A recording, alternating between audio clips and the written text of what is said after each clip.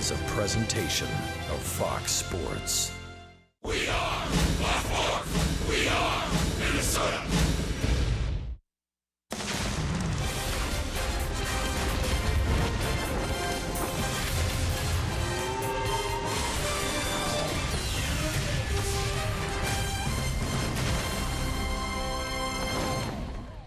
Tonight, it's the last game the Twins will play in Cleveland, the last game they'll play in the month of August as they hope to end a 12-game losing streak. Last night, the leadoff batters got in the act. Rajai Davis with 3 hits, and the biggest hit, of course, his 3-run home run that tied the ball game in the second inning. Brian Dozier hit another leadoff home run, his 15th for the Twins, but it wasn't enough as the Indians won another 1-run ball game. And we welcome you to Progressive Field in Cleveland. Dick Bramer along with Jack Morris. It's time for the Twins to win a ball game. Brian Dozier doing his part. He will cap off his month of August, his incredible month of August, with his final game here tonight. Well, it wouldn't surprise me if he gets another one. Brian Dozier has been that red hot as a leadoff man. He has done pretty much everything you could ask of him. You can see 12 home runs in the month of August. He has got extra base hits. He's scored runs. His RBIs are tied for 6th in the league, and you know, he's really become an all-around player. Brian is going up there with total confidence. We talk about it all the time. He's getting pitches to hit, and when he gets them, he's not missing them. So it's been a fun month to watch this guy really come on as one of the star players in baseball. He has emerged as one of the best players in the American League, and he'll be facing one of the best pitchers in the American League. Former Cy Young Award winner Corey Kluber. We'll talk about him when we come back.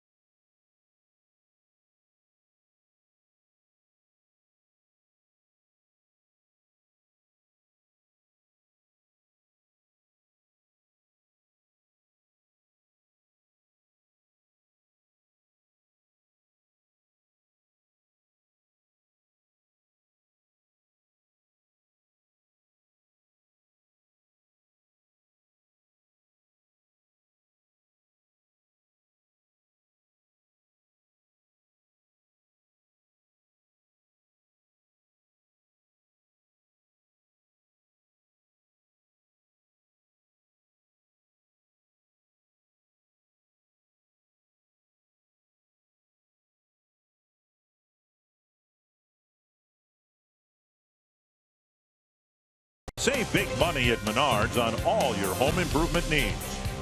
And by Sanford Orthopedics and Sports Medicine, for the everyday competitor in all of us. Final game of the road trip here in Cleveland. Final game that the Twins will play at Progressive Field. And the final game of the month of August. And it'll be left-hander Pat Dean going for the Minnesota Twins against right-hander Corey Kluber of the Cleveland Indians. And as we get into the final weeks of the regular season, the Cleveland rotation's fraying around the edges a little bit, but they're not the least bit concerned about their ace, Corey Kluber, who has anchored this rotation over the last few years, and he's been really good as of late. He certainly has. This guy has been everything you'd want in an ace, a former Cy Young Award winner. Corey Kluber is the kind of guy that can take the bull by the horns. He himself can shut down a great offensive team, let alone a team that's struggling. He's 6-0 in his last 6 starts with a 1.75 ERA. He's just been spot on, and his command is where it all starts. Corey Kluber has got an excellent fastball. That's where it starts. He establishes that fastball early in the game. He's got a great curveball and a slider or a cutter, whichever one you want to call it. He's got 2 different planes that the ball will move.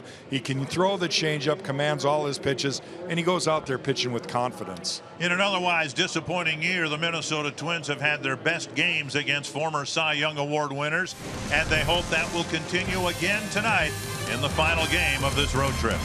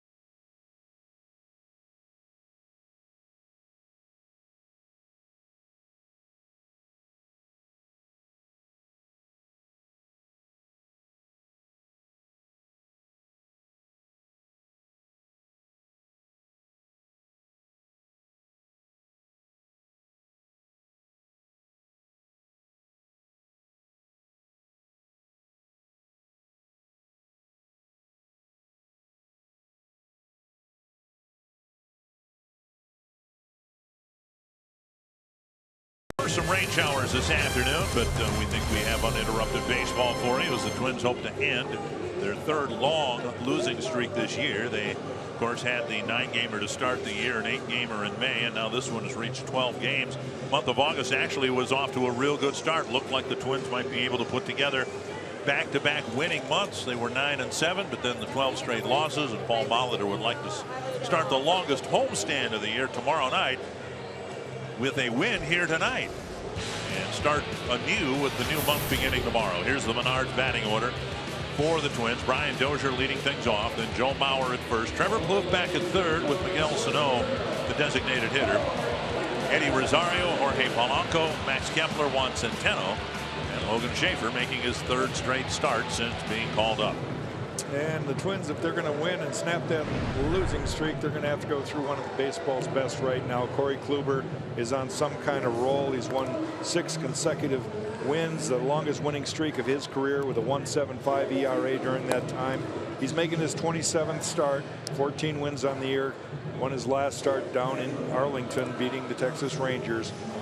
And he's just flat out one of the best in the game. He's really, I think, he's emerging as a guy that knows his role. He wants to get his team into postseason, and I think he's at a point in his career where he wants to be in the big dance. He wants the world stage to know what he can do. This Cleveland pitching rotation was built around their anchor, Corey Kluber. He'll make the start tonight. Here's the Northland Ford defense behind him. Geyer in left, Davis in center, Almonte in right, Ramirez, Lindor, Kipnis, Napoli, Perez back behind the plate. The only changes for Terry Francona in this series been behind the plate, with the Twins starting 3 left-handers, keeping a couple of important bats for the Indians, Chisenhall and Naquin, out of the starting lineup. Well, can he do it again? He has hit 13 home runs in the month of August. He has 31 on the year, and he hit the first pitch of the game a long ways last night. He was ready. That first pitch, he got something down and in that he could handle, drove it a long way to left center field, and he put the Twins out in front. You know, Brian Dozier has hit a lot of home runs, but he's done a great job of just recognizing balls that he can hit. We can't say enough, really. I mean, he's been outstanding. He's had a tremendous month of August and really a tremendous second half of the season. The Twins earlier this year, in drawing the aces of the American League, have beaten former Cy Young Award winners Felix Hernandez. In fact, tonight's Twins pitcher Pat Dean squared off against Hernandez and beat him. They beat Kluber earlier this year. They beat Dallas Keuchel in Houston, which is very hard to do. While they didn't tag Justin Verlander with a loss, they won a ball game in which Verlander started. So we'll see what happens here tonight. And yeah, the Twins are way overdue to get win number 50. Dozier's had his problems against Kluber. Just 4 hits in 34 at bats.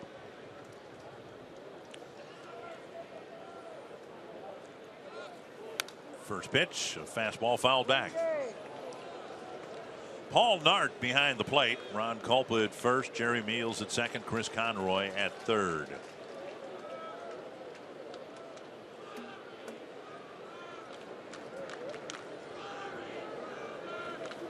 Foul back again. Kluber almost robotic out there, just very, very focused, unflappable. Well, he's in tremendous shape. In fact, he has kind of been the team leader as far as the pitching staff. Encourage guys like Carlos Carrasco to get on his workout program and be in the great shape that he is. You know, that's why he's durable. He doesn't seem to exert a lot of energy out there. He's got a game plan that he's able to execute, and you know, he's got a great breaking ball, 2 of them in fact. One in downward plane, the curveball, slider, the cutter, whatever you want to call it, breaks away from right-handers. 2 and 2. And I think that's what he's given Brian Dozier trouble with, is that slider. He kind of runs it off the plate. Hesitant to go in on Brian Dozier, who has really got a quick bat inside. On the outside corner, and Dozier is called out on strike, 1 down. Dozier pauses, I think has some words for Paul Nart. 1 down. Brian Dozier giving it a wow, because even Foxtrack said it was outside. 1 down. That'll bring up Joe Mauer.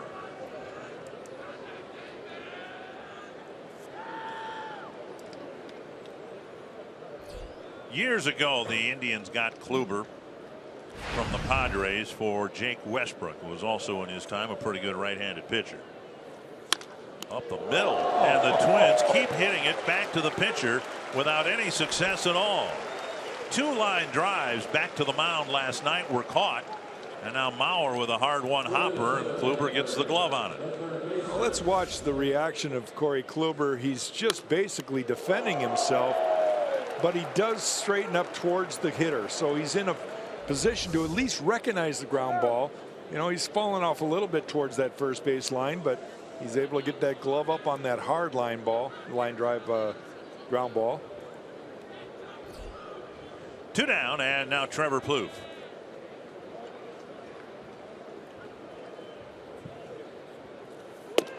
And Plouffe takes a strike. Trevor back at third base. Miguel Sano played a couple games there. And Plouffe has had some success against Kluber, hitting over 300 against him with 3 home runs. Down low, 1-1. Another thing that Kluber is good at to right-handers is he can throw his fastball that really runs in. He has really good movement. Starts off at the middle of the plate and then dives off the corner. The breaking ball, and Plouffe swings and misses 1-2. Hasn't thrown one pitch straight in this at bat to Trevor Plouffe.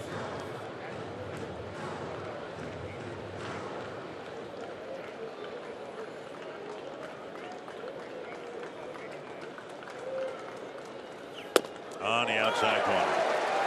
A fastball that hits the corner. A couple of called third strikes and a quick 1-2-3 first for Corey Kluber.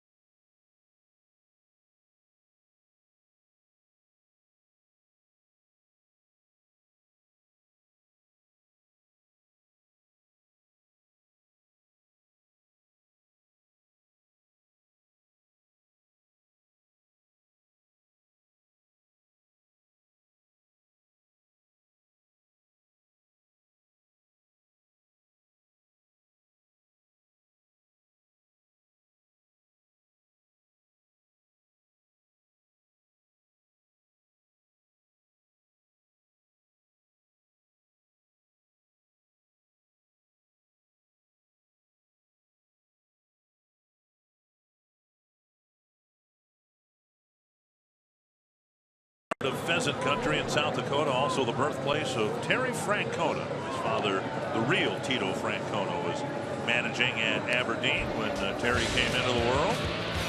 And the Menards batting order for the Indians: Rajai Davis, Jason Kipnis, Francisco Lindor, Mike Napoli, Carlos Santana, Jose Ramirez, Brandon Guyer, Abraham Almonte, and Roberto Perez.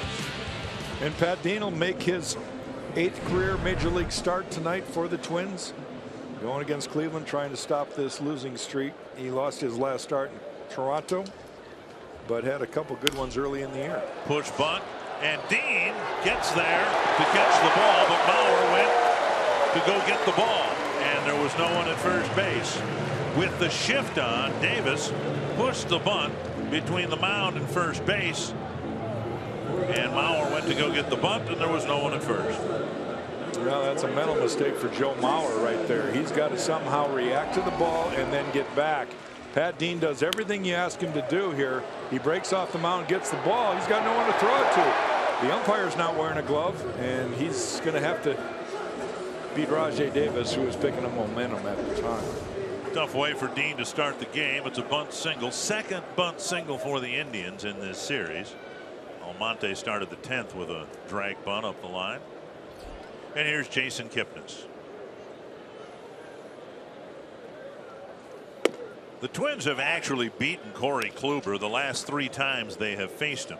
Twice late last year and then earlier this year. And in all 3 games, the starters, Irvin Santana earlier this year, last year Tommy Milone and Phil Hughes, pitched well enough to keep the Twins close. Here's a ground ball hit to second. Dozier backhands it, and the Twins get a double play. Dozier with a backhand flip to Polanco, and a ground ball for 2 outs here. And Dean feeling a whole lot better about his early night's work. Northland Ford defense for the Twins: Eddie Rosario in left, Logan Schaefer in center, Max Kepler in right, Plouffe, Polanco, Dozier, and Mauer the infielders, and Juan Centeno behind the plate. So this history that the Twins have had through this disappointing season of playing their best games, having their best approaches at the plate, might have began last year when the Twins were in the playoff hunt. They beat Kluber twice in September. But if you're going to beat a pitcher of his caliber, your guy has got to be pretty good himself. You're not going to beat him 8-2. Well, and you know, not that I want to defend Corey Kluber, but he wasn't last year, nor was he pitching as well at the beginning of this year. Right. The way he is right now, he's on top of his game. So to beat him right now is going to be an uphill climb for the Twins. It's not saying he can't do it. Pat Dean, you're right. Dick has got to go out there and match him inning to inning. Fly ball to right, looks harmless enough. Kepler waits, puts it away, and Pat Dean faces just 3 men in the first.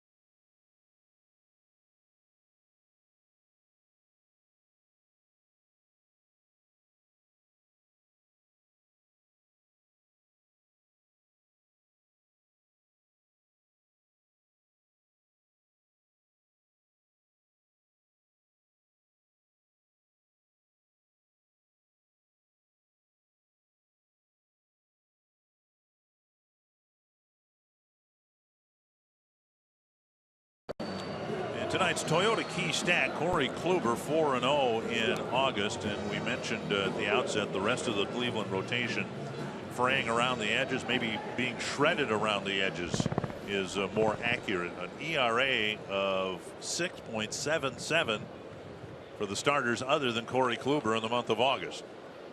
Well, when you got an ace like that, it really does make it hard for other teams like Detroit and Kansas City to really gain a lot of ground. Now they've crept into the race a little bit. Detroit won again today, so they sit 4 games behind Cleveland right now. But you got a guy out there winning all 4 of his starts in a month. He's that shutdown guy. He's win day guy. Up and in to Sano, 1-1. Sano has struggled against Kluber, just 1 for 12 with 6 strikeouts.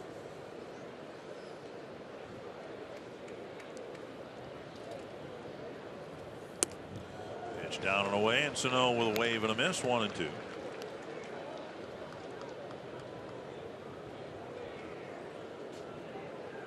Sano, Rosario, and Polanco.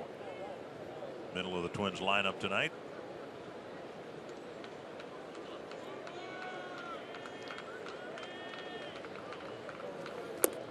And another breaking ball, another swing and a miss. Kluber with 3 early strikeouts. 3 of the first 4 outs recorded via the strikeout for Corey Kluber. And Rosario with a couple of hits last night. 16 games against the Indians and a very good average with some pop.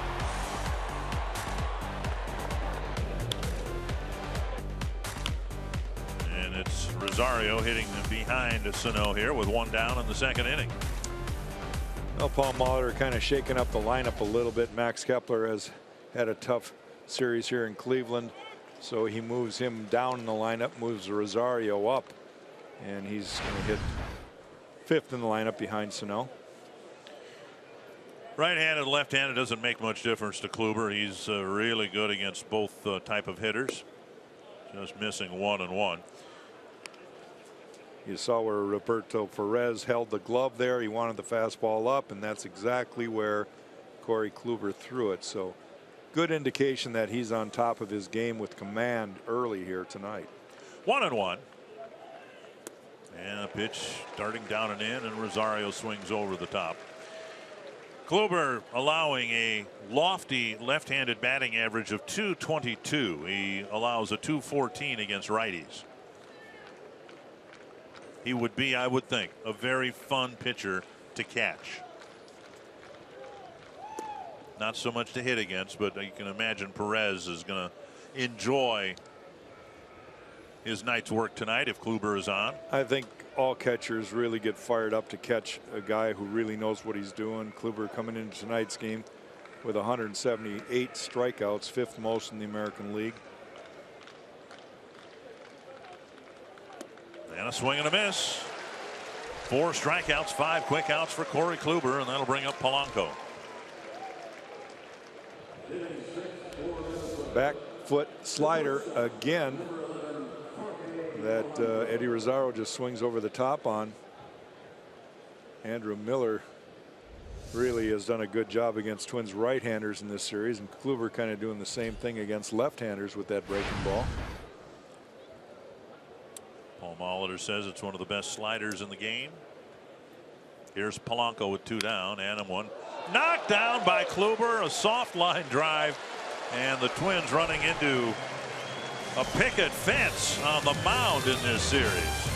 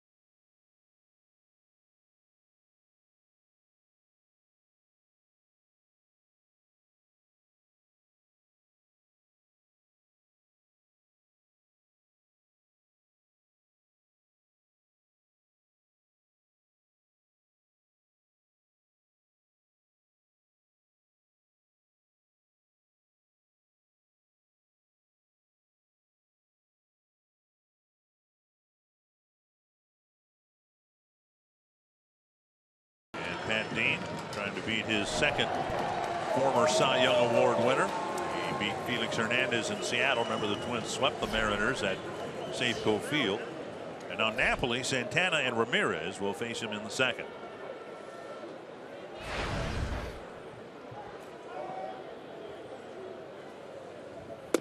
Inside, ball 1. Napoli's cooled off from when the Twins faced him in early August. Fouled away, 1-1. Now Pat Dean having a pretty good first inning. He did give up a hit to Davis on a bunt that was unfortunately nobody at first base, but he got the ground ball double play, and he's been aggressive throwing strikes. He's got to continue that. It's hit a long ways, and I bet there haven't been many hit over there in the long history of this ballpark. That's just a strike. I loved it. He comes in hard, and Napoli, the only thing he can do, he can hit it hard, but it's going to be over there because he's got to open up and get that barrel of the bat out in front of the strike zone. Perfect. And a foul tip. Still 1-2. Working the right-handed hitters inside.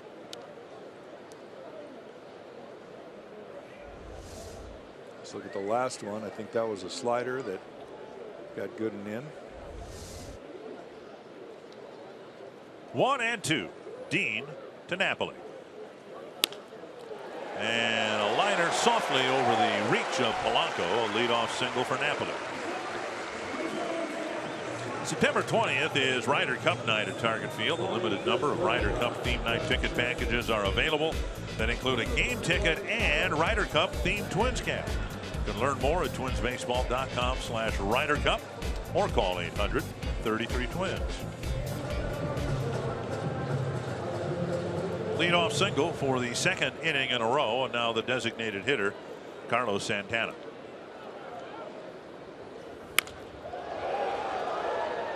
To left field. And Rosario's there, and a quick first out of the second inning. Dean doing a good job of getting ahead in counts, throwing strikes. That one got in on Santana. Left that ball out to Napoli. A little bit of the plate. I thought maybe Centeno and him might try to go soft away there, but he left it in the middle half, and Napoli just waited on it. Was able to loop it over Polanco's head. And now Jose Ramirez. Down and in, ball one.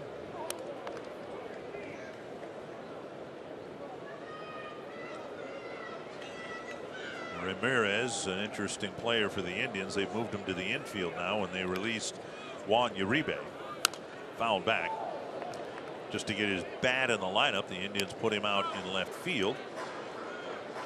And the complexion of the Cleveland outfield has changed considerably over the last month or so, and will change starting this weekend when Coco Crisp shows up.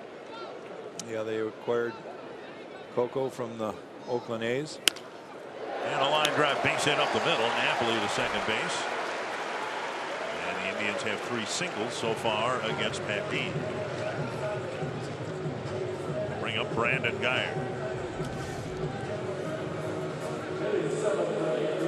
Now that ball just too far up. He's got to get it in. He did a pretty good job of getting it in, but it was just about belt high. He needs to get that about thigh high, and he might get a ground ball that possibly could have turned 2 there. Trying to do that with Guyer. Dean, when he's successful, works right-handed batters inside effectively, but with this guy you need to be careful because he stands inside close to the plate and doesn't move. Strike one. Got hit by a pitch again in the ball game last night.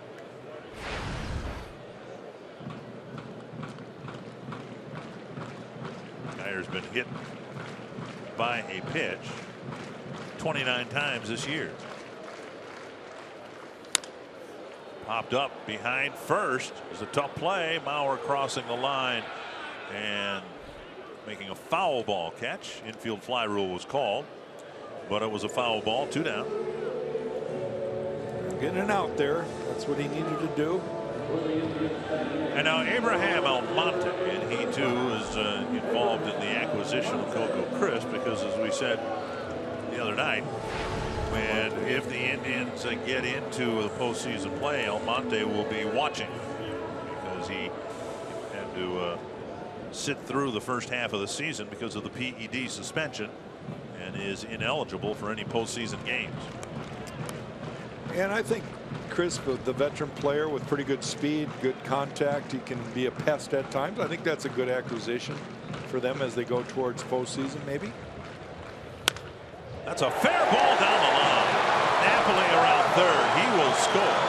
And the throw coming to second base, and it's an awkward slide, but a double for Almonte, and a 1-0 Cleveland lead.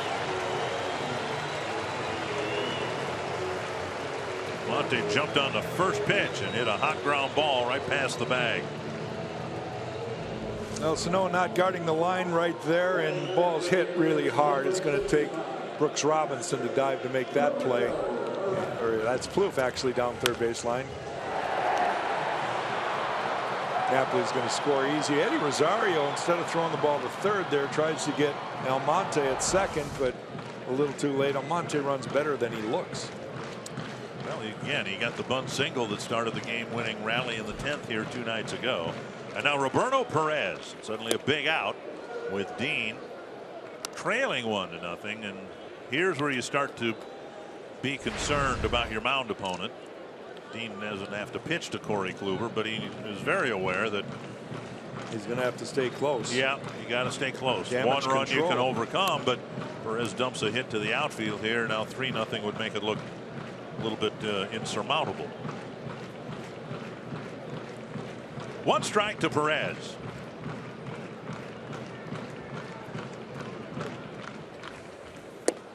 Two strikes. And here's where he's got to make a good pitch. He's got to be able to get him to chase and don't throw a cookie. That last pitch inside corner, he's been aggressive in the zone, but he's got a chance to maybe get him to chase here. Perez will do that down in the zone. Breaking ball, Centeno with the catch, 1-2. That was a good pitch. Tough one to lay off of, but Perez does that. Hitting just 148 on the year. Chris Jimenez, the other catcher, hitting in the low 200s. Yan Gomes, the regular catcher for the Indians, moved to the 60-day disabled list today. Check swing, 2-2. Seems like Kluber has gotten that pitch a couple times already today, but not going to work so far anyway for Pat Dean.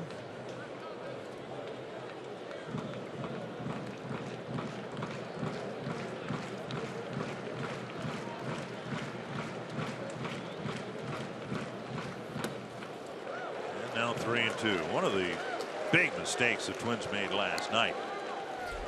And it started with Andrew Albers and worked its way through the bullpen, walking the number 9 batter Jimenez 3 times last night.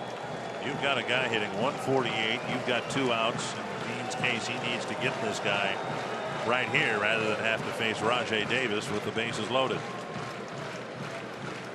It was 0-2. Now it's 3-2. And a fly ball center field.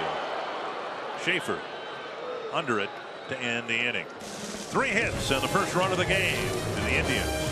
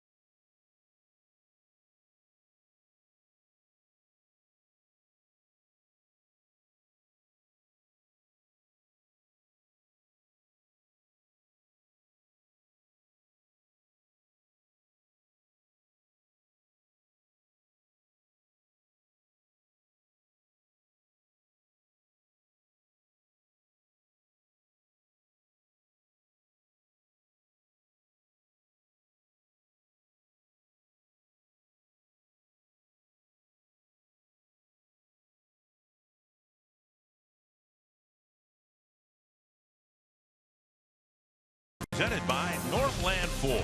Visit northlandford.com and your local Northland Ford dealer today. And by Grand Casino. The best stories start here. What's yours? The Twins and Blue Jays played in front of just over 130,000 fans over the weekend at the Rogers Center. This 3-game series may draw just over 30,000 fans. The attendance here in Cleveland has been a profound disappointment. The Indians have the 2nd best record in the American League. And if they get to the postseason, the sports fans here in Cleveland might be the most surprised bunch in baseball. This is a team that sold out, what, the first 5.5 years of this ballpark when they moved into Progressive Field. It was known as Jacobs Field back then. So This is a baseball town. This has proven to be a baseball town. But why on earth the Indians haven't drawn better this year is a mystery. Kepler nubs it up the line, and that will roll foul. They're in the middle of a very long homestand. They've got a lot of home games to close out the season. And if they're still in the hunt, maybe their attendance will pick up a little bit. I know they're probably a little bit of a hangover effect from the NBA Cavaliers winning, but now the Browns are playing too. Yeah, you know, I don't know as though that really crosses over too much. Kepler's had a tough time making solid contact over the last week or two.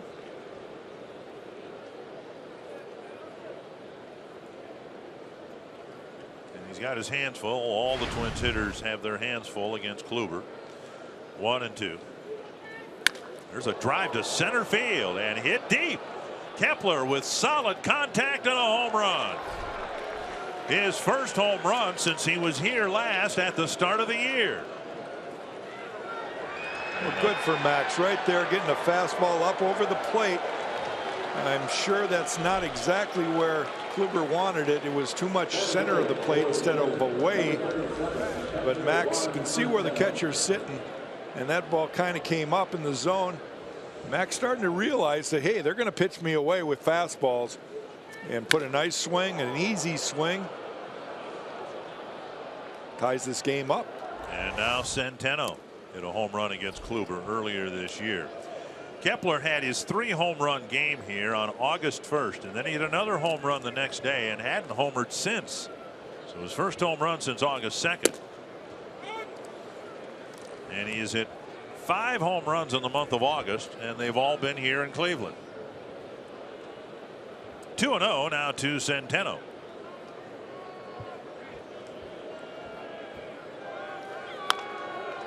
And that's on a few hops, smothered by Napoli to the bag. Centeno retired, 1 away. That'll bring up Logan Schaefer. Napoli did a great job. That was a former catcher understanding what he needs to do. He went down through his big old body in front of this. He was not going to let it get by him, and he finally fielded cleanly. Looked up, Kluber was covering, but he had plenty of time to get over and get Centeno. Schaefer, who got a base hit the ball hard a couple of times last night, making his 3rd straight start. Paul Molitor said today it's very likely Danny Santana's season is over with. They diagnosed the shoulder separation he suffered. The ball chopped to the right side. Schaefer likes swinging at that first pitch, doesn't he? 2 down.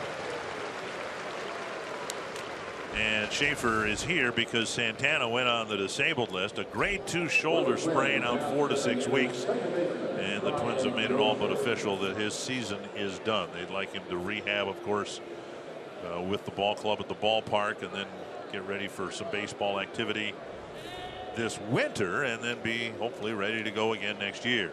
Well, we wish Danny luck. He's had a lot of injuries this year for him.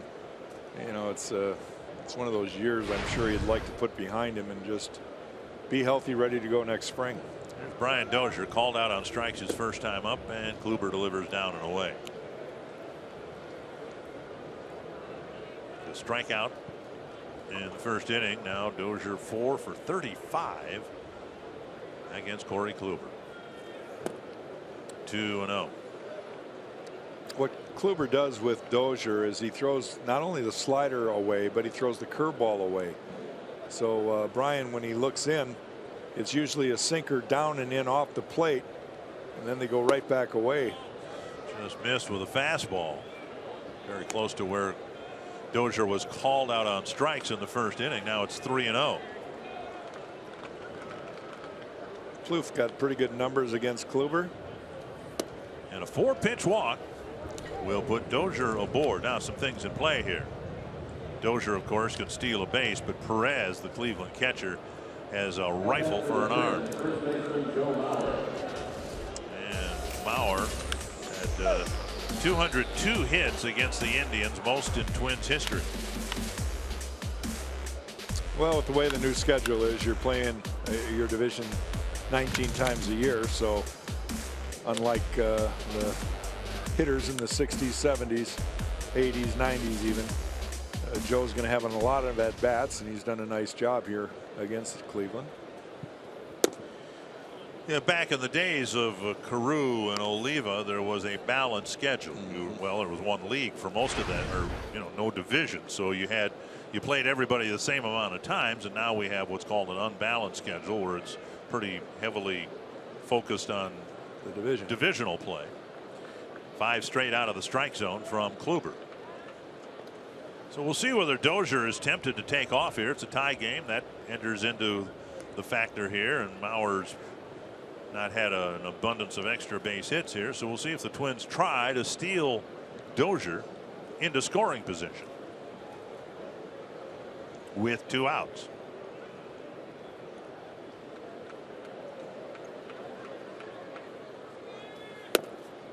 Down and in, 6 straight misfires by Corey Kluber, and Perez is going to come out and see what's wrong. Well, I'm sure this is just about, hey, come on, refocus, get back to being aggressive. Hitters get themselves out. Even the best 7 out of 10 times, but you got to throw it over, right? That's all conversations catchers and pitchers have a lot.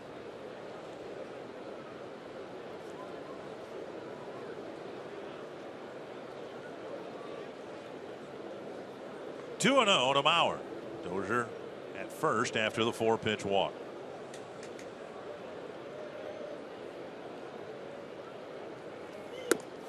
And there's a strike.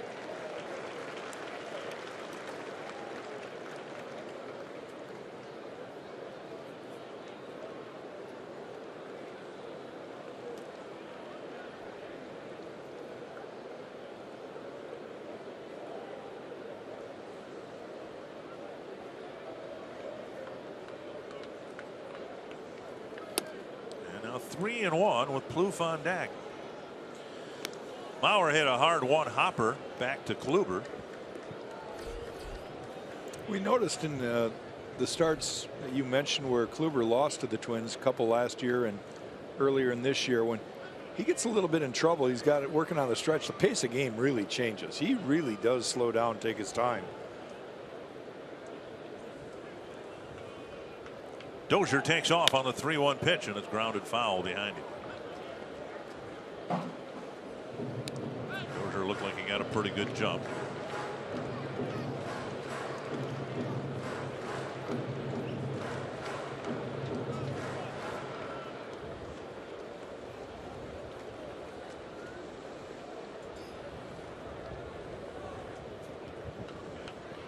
Just one hit for the Twins. Kepler's home run. Now he's trying to take advantage of the 2-out walk.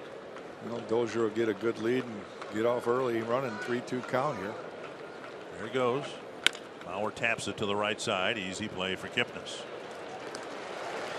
Max Kepler ending a bit of a home run drought that began in Cleveland, and he finished it off with a long home run to center, and we're tied.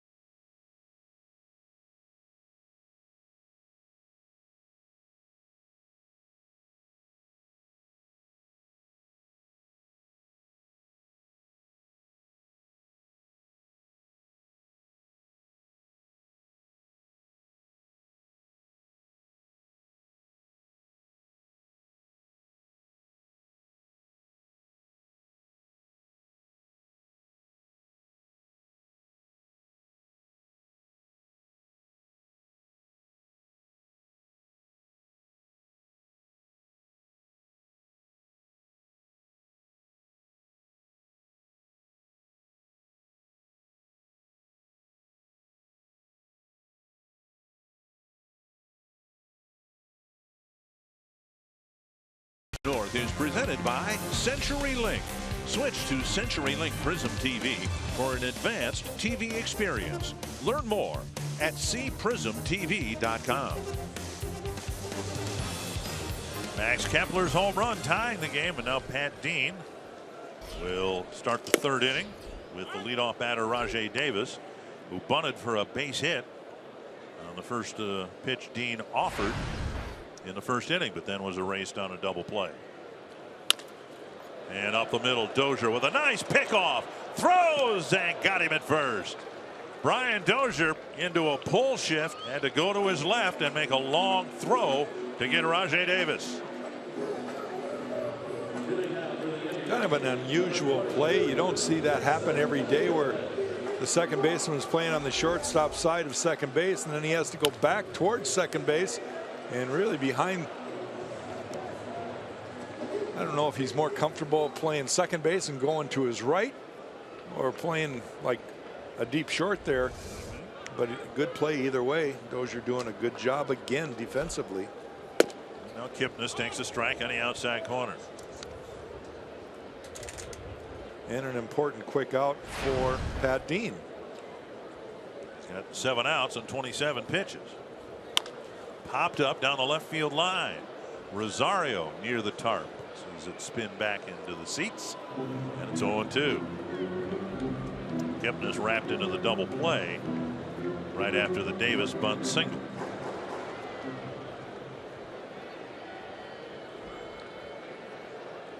Now with 2 strikes, Plouffe shifts over to the right side of the infield.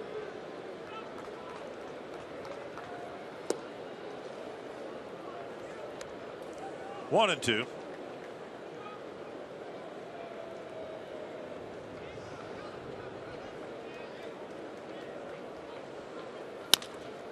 And Dozier on his backhand side, 2 down. The Indians keeping Dozier busy. He's got 3 assists already. Fox Sports North and the Twins are proud to support local nonprofit Feed My Starving Children for the first annual Pack at the Park event. Hundreds of volunteers will gather at Target Field on September 16th to help pack 270,000 meals that'll be shipped to the Dominican Republic. Help support this mission. A meal costs just 22 cents to produce, so every donation is important. Give today at fmsc.org. Just look for Pack at the Park. Remember, a few years ago we had Home Runs for Hunger, a program that we had here during our telecast, where fans would donate money for every Twins home run hit. Should have done that this year. Twins might hit 200 home runs this year. Tapper left side. This one to Polanco. 3 ground balls. Good inning. And a real good inning for Pat Dean. We head to the 4th, tied at 1.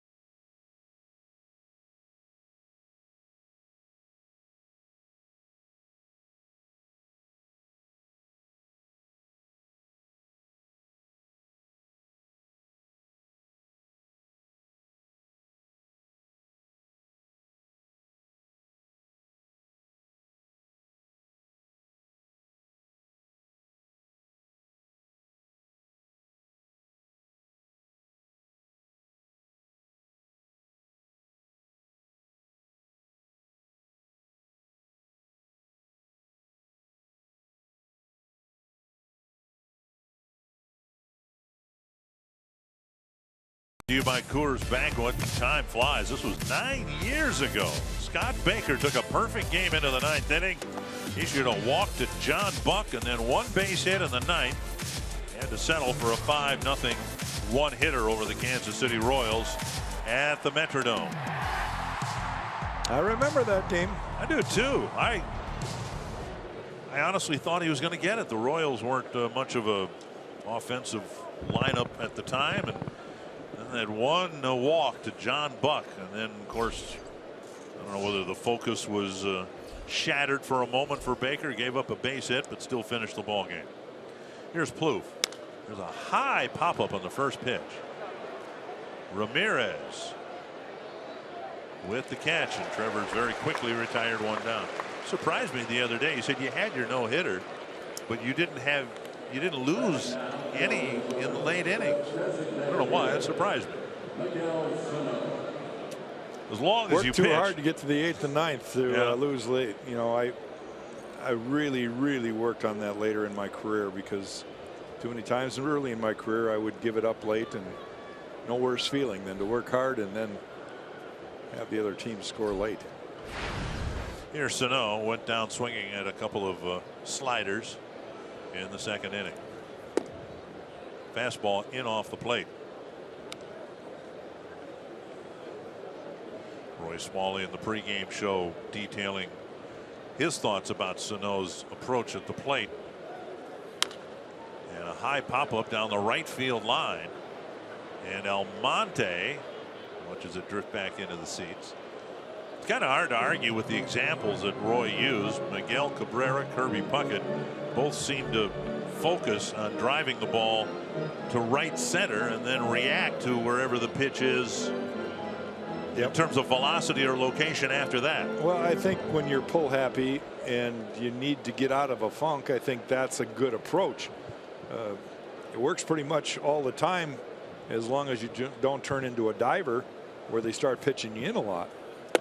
Breaking ball, swing and a miss, 1-2. But with Sano, we've seen him time and time again have relatively poor swings on that breaking ball away, where he pulls off the ball, and I think that's what he's really addressing, is that particular pitch. 1-2. 2-2. 358 at bats and 143 strikeouts for Sano.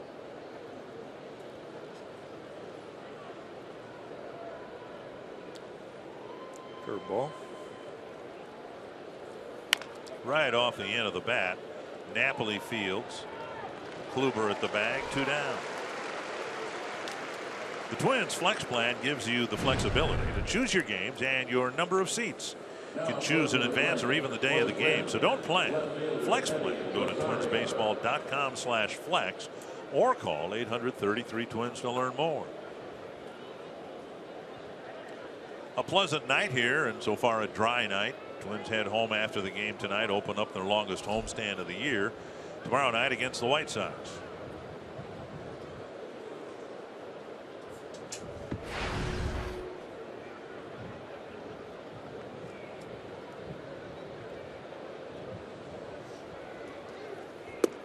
And a strike.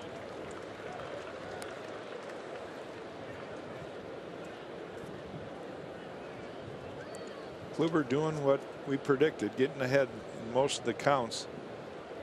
He did walk Brian Dozier for the only walk of the game for him, but for the most part throwing strikes early in counts. 1-1. Last year Rosario had 453 at bats. He hit .267, 13 homers, 50 runs batted in. And this year, of course, with a demotion in the middle of the season, he still doesn't have 300 at bats this year. And he's got 8 home runs, 30 runs batted in. Basically, he's done when playing up here what he did last year when he played every day once his name and number were called up from Rochester. Corey Kluber talked about getting ahead in counts, throwing 10 of 14 first pitch strikes. Pat Dean doing a good job himself of getting ahead, so both pitchers kind of in control so far in this game. 1-2 to Rosario. Chopper to the right side. And another 1-2-3 inning for Kluber as the Twins go down quickly. It's still one apiece.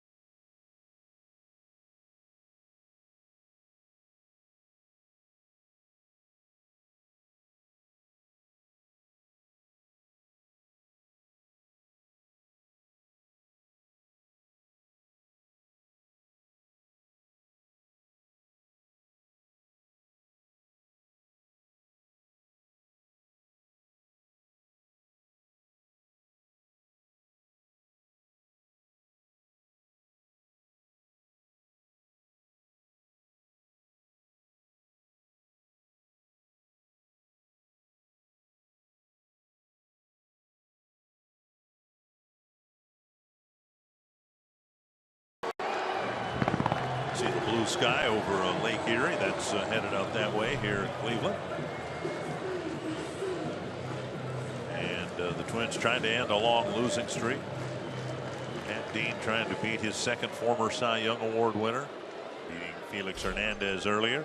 Mike Napoli, Carlos Santana, Jose Ramirez will face him here in the 4th inning. And the first pitch missing the inside corner. Well, Pat doing a very good job of working ahead in counts. That's 9 of 13 first pitch strikes for him. And even though that wasn't a first pitch strike to Napoli, that's where we stand right now. 1-1 with a second pitch strike. Tap foul. Things started to come together for Dean last year. He did not have a good 2014 at Double-A. 26 starts, an ERA of just under 5. Promoted to Rochester. 27 starts and an ERA of under 3. And we've seen flashes of that up here. Bouncer to short, getting a lot of ground ball outs. Polanco flips to Mauer, 1 away. Yeah, both pitchers are getting a lot of ground ball outs. That's the 4th straight ground ball out for Pat Dean. And the atmosphere considerably different than his start at the Rogers Center. I don't know that you can say right now there is any atmosphere here. This is a very well. They're watching. And there will be in the 8th or 9th inning if it's a close ball game. Here's a blast to left center field off the bat of Santana. 2-1. Santana hit a fly to left his first time up. And he tees off on the first pitch he sees against Dean to put the Indians back in front. What's the old saying? Don't wake up a sleeping giant. Of course, you had to talk about how quiet the crowd was. Right. So Santana gives them reason to cheer. Let's watch the pitch. Setting up, down, and away, pretty much middle of the plate. And Carlos Santana has shown that he is a very good first pitch fastball hitter. Didn't miss that one. Kind of what Almonte did in the 2nd inning. He got the same pitch in the same spot and whistled an RBI double down the line. A 1-out home run for Santana. Now Jose Ramirez.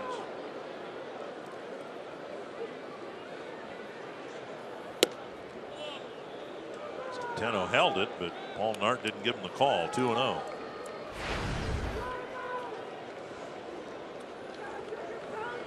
.412 feet the measurement on Santana's home run.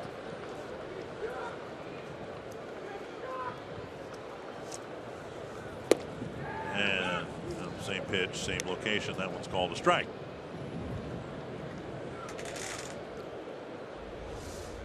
You can see pitch 2 and 3 in almost identical spots. One called a strike, the other one not.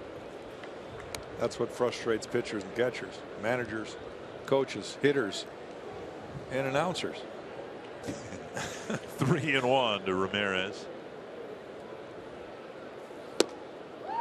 Problem. And a walk. And that'll bring up Brandon Geyer. First walk for Pat Dean tonight. You would agree, though, that the atmosphere in Toronto, well, pretty it's tough electric. for. Yeah, I mean, the Blue Jays fans showed up in large numbers, and they were locked in on every pitch, every at bat.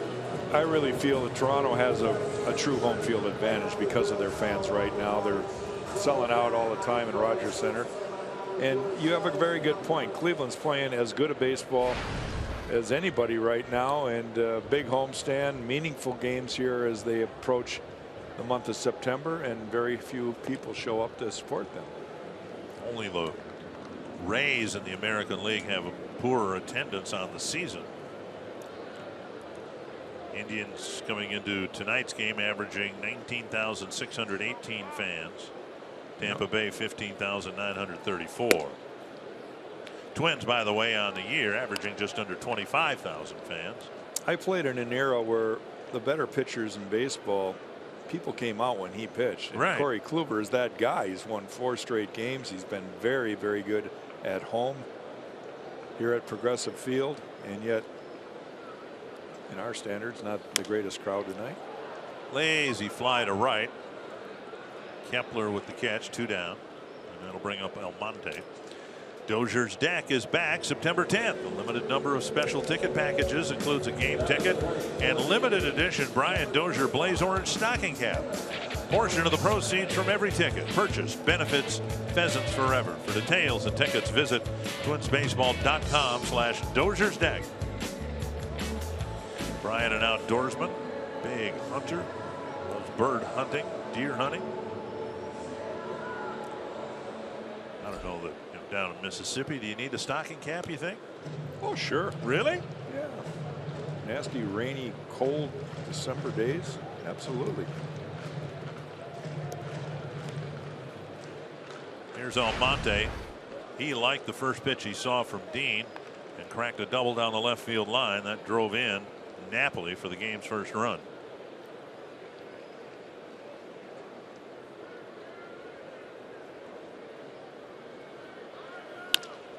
Right center field. Schaefer chasing it. Gliding after it. Makes the catch. A home run for Carlos Santana. And the Indians are back in front.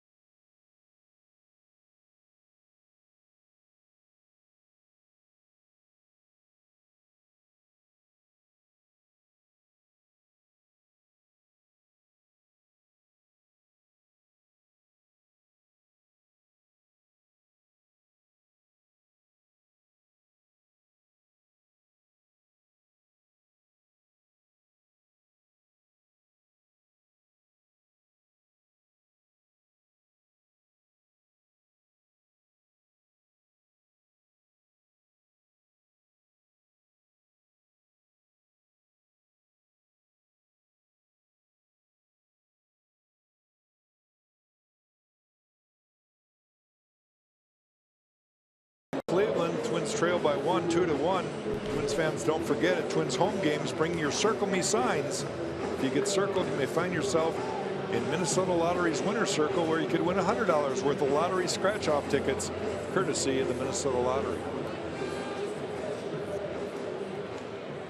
Well, I guess that gives me the opportunity to thank both you and Roy Smalley. Bert will be back circling people tomorrow night. Jack, I've really enjoyed working with you again this year. We haven't broadcast enough wins. I'm not sure that's either your fault or my fault, but I am very lucky to be in this chair and to be able to, in Bert's absence, work with you and Roy Smalley, and it makes my job an awful lot of fun. So thank you, friend. Well, thank you. It is fun, and we both, and Bert and Roy, I know we all want the Twins to do well, and hopefully tonight that'll change. Polanco takes outside. It's 1-1. It'll be Polanco, Kepler, and Centeno here in the 5th inning against Kluber, handed his second 1-run lead.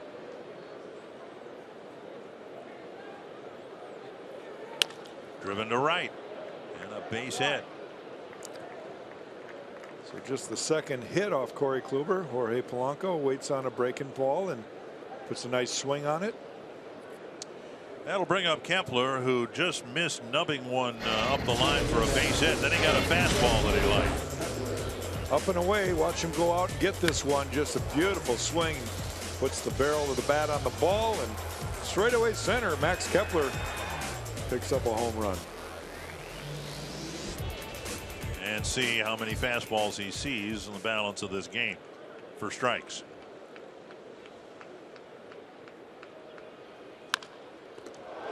Oh my goodness. That can't happen any quicker than that, can it? A slider down and in, and Kepler couldn't have hit it any harder than he did. And Napoli reached across the baseline, stepped on the bag, 2 away. That slider that came down and in, and Kepler got the barrel of the bat on it. The reaction for Napoli is just going to field the ball, and it just happens to take him right over the first base bag. Jorge Polanco doesn't even have time to react to that. I'm not sure that ball would have stayed fair, but if it did, it likely would have tied the game. There's a pitch down and away, ball 1. Centeno hit a ground ball to Napoli, his first time up. Part of baseball is getting a few breaks. We've seen the Cleveland pitching staff doing a great job of getting some breaks on hard hit balls right back up the middle. They've done their part in being able to react and field some of those balls. For the most part, I think we've seen really good defense in this series by both ball clubs.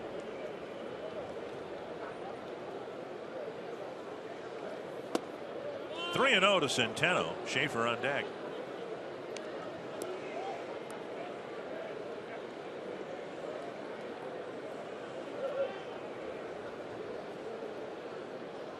Really good pitch count for Corey Kluber with 2 outs here in the 5th. And a strike, 3 and 1. For Kluber, the light bulb went on late, relatively late, and the Indians weren't sure exactly what they had.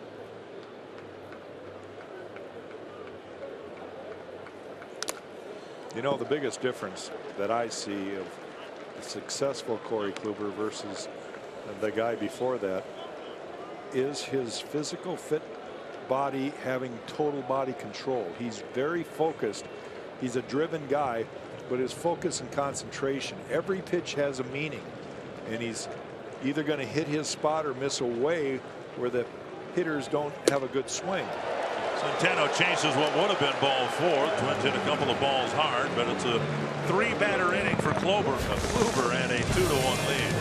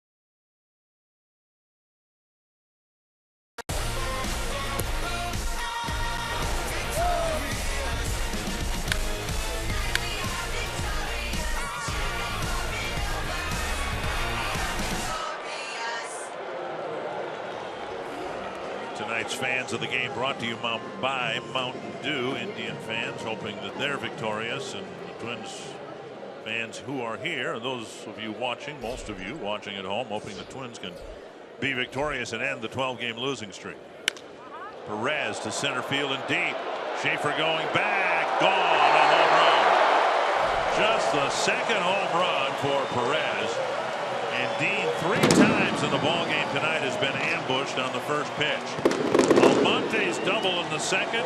Santana's first pitch home run in the 4th, and now Perez with a first pitch home run in the 5th. Yeah, you've got the number 9 hitter at the plate, and you want to get ahead, but getting ahead is not always about throwing the ball down the middle. Perez, you mentioned not maybe the greatest major league hitter, but he was ready for it, and he puts on a good swing and really shows that he does have the power to hit the ball out.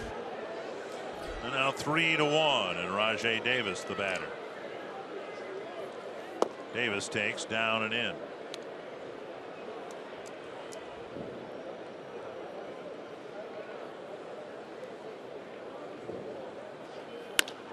Sharply hit, picked up. Polanco with some soft hands, or at least one soft hand. And he gets Davis at first base, 1 away. Shows his arm strength too, right there.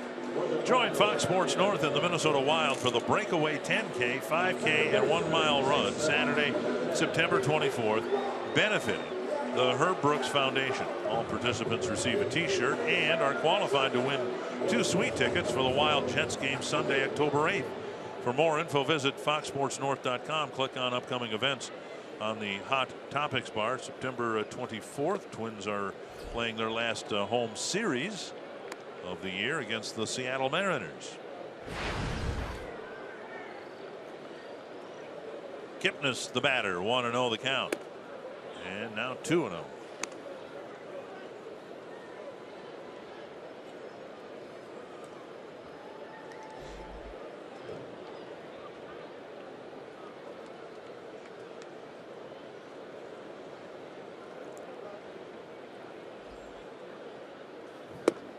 On the outside corner, 2-1.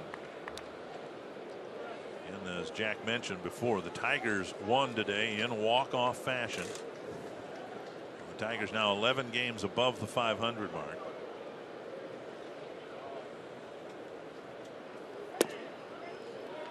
Down and away, 3-1. The biggest reason the Indians are in first place and the Tigers in the second place is the Tigers can't beat the Indians. They've lost to them 11 out of 12 times. And Kipnis takes a walk. 1 out here in the 5th.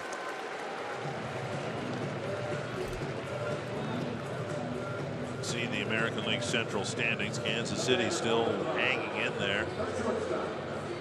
Might be running out of time though. Cleveland playing some good ball again here at home.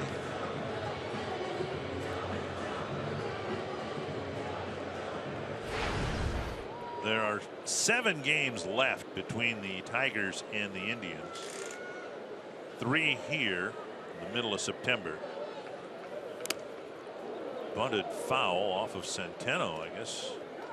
Got off his mask, 1 strike. And then the Indians, the last week of the season, are on the road, and they play 4 games in Detroit and 3 in Kansas City. Right off the mask.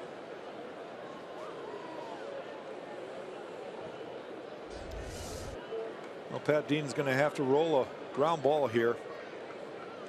He needs some help again. Get out of this inning. He's done a pretty good job of damage control so far in this game.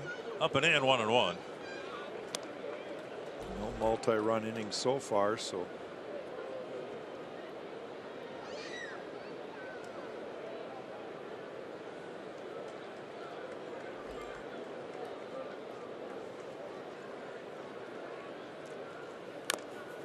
Push bunt and a foul ball up the line. 1-2. You've seen the Indians use the bunt as a weapon for base hits. Almonte with a leadoff bunt in the 10th inning here 2 nights ago was arguably the biggest hit of the series so far. Leadoff bunt single, and eventually they got him around to score the game winner on Kipnis's hit. Rajay Davis started the game with a bunt attempt down the first base line where he reached.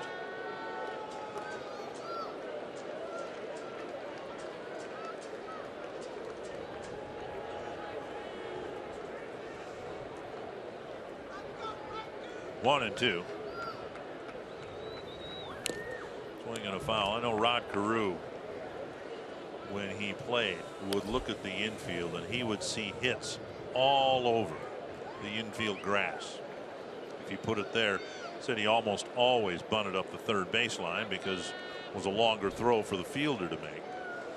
And I think that's what the Twins want Byron Buxton to get to that point.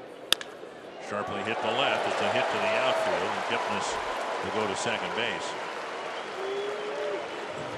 We've seen the Indians do it here. They look at the infield grass and they go, oh, that's a hit there. That's a hit over there. Now a sharp ground ball to the outfield. First and second, one down. Lindor finally gets a ball over the plate that he can handle. Drives the ball in the hole between third and short. Phone must have rung on the Twins bullpen because now they are scurrying out there. Well, Neil Allen going to come out and give a little pep talk to Pat Dean. And a critical spot here with the Twins down 2 runs. Dean's given up a couple of solo home runs in each of the last 2 innings. Looks like Ryan O'Rourke is going to, well, he's the water kid today, yeah. I think. Here's Napoli, first and second, one down, and Dean can ill afford to give up another run here, given the nature of who he's pitching against. Napoli singled and scored in the second, hit a ground ball to short in the fourth.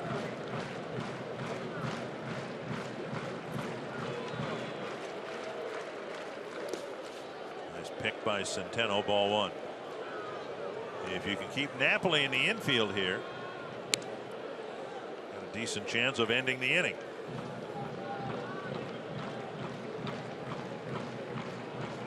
Doesn't hit a lot of ground balls, and that works well for him because he doesn't have the greatest speed, and he hits a lot of balls hard.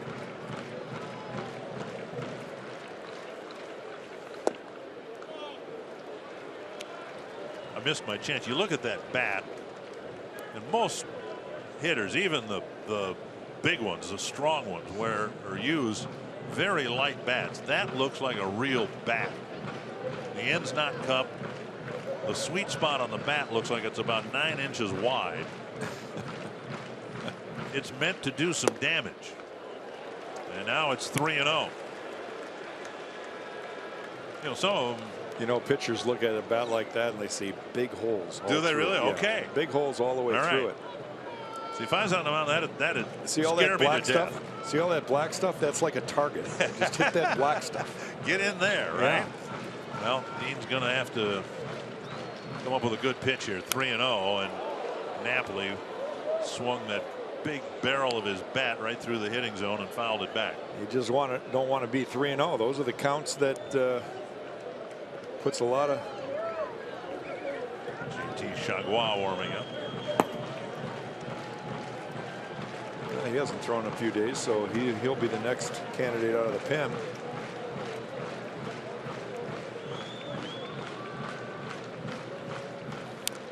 Good pitch right there. Took a little off. Centeno really took a foul tip there. Took a foul tip on a bunt attempt off the mask, and I'm not sure where that got him. I could guess. He's just going to need a little bit of time to catch his breath. Napoli giving him that extra time. Okay, we get the idea.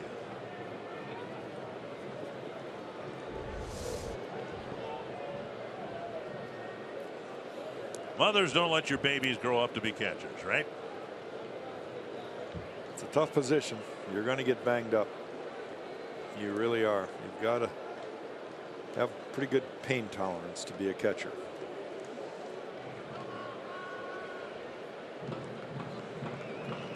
Now it's 3-2 to Napoli.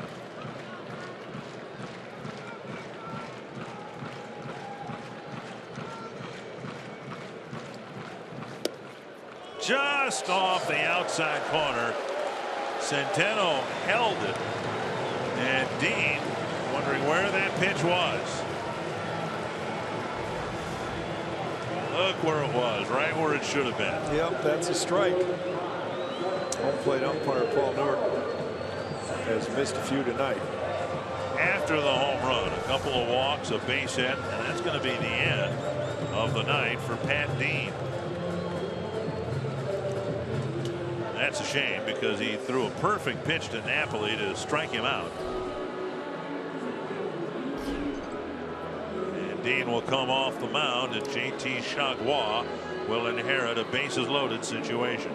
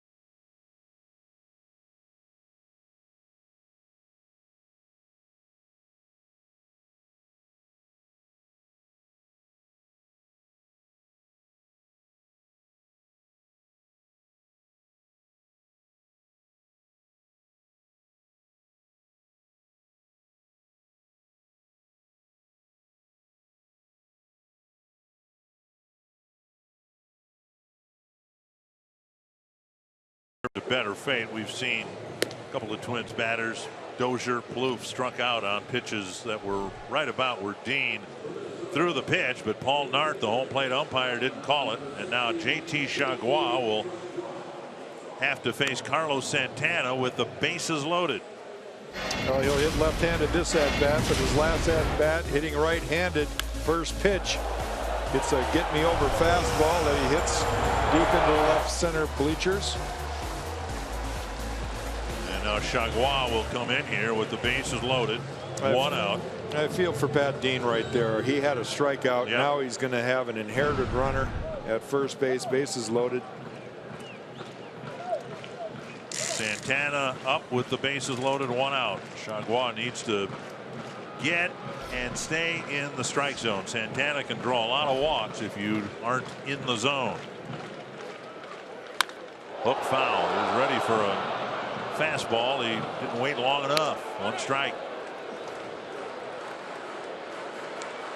Santana teed off on the first pitch he saw from Dean in the fourth and hit it over 400 feet to left center.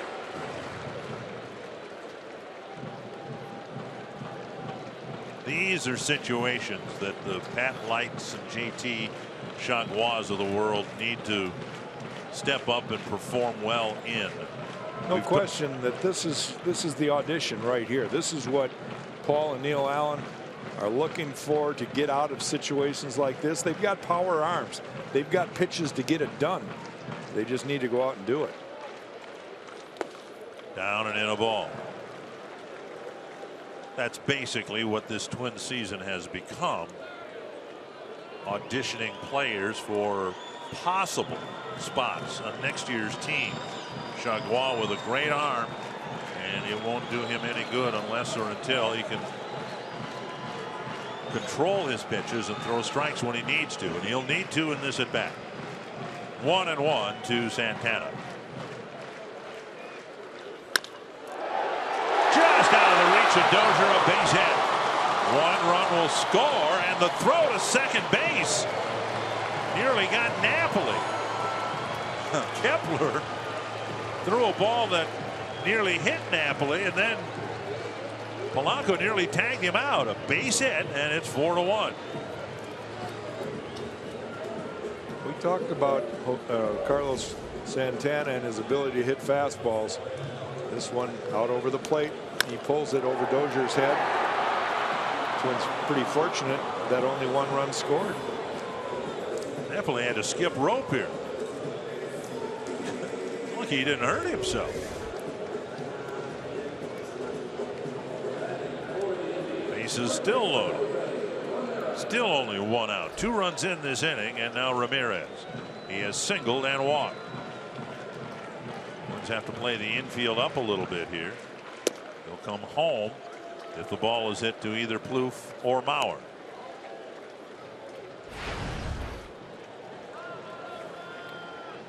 One and 0.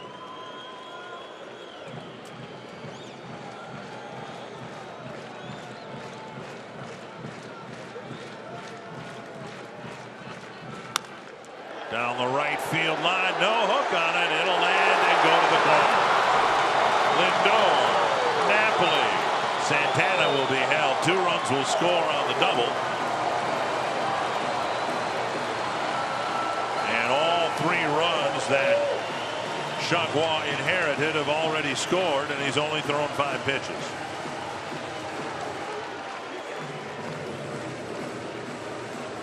Five straight batters have reached 6 of 7 this inning.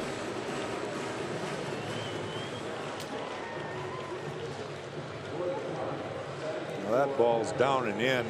Jose Ramirez just goes golfing and able to barrel it up, find a good spot down the right field line, and it's off to the races for Cleveland again. 6-1. Second and third, still only 1 out, and the Twins bring the infield in for Brandon Guyer.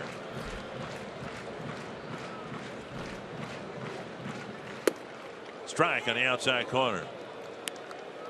Again, I want to go back to that last pitch that Pat Dean threw. It's a strike, changes the entire dynamics of this ball game. When an umpire misses a pitch, Pat Dean eventually gives up 6 runs. All those runs earned to him. To left center field. Schaefer with a nice running catch and a throw to third. Coming from second to third, or from a third to home, is Santana with the 5th run of the inning. Nice running catch. Pretty good off balance throw by Logan Schaefer. Guyer's sacrifice fly makes it a 7-1 ball game.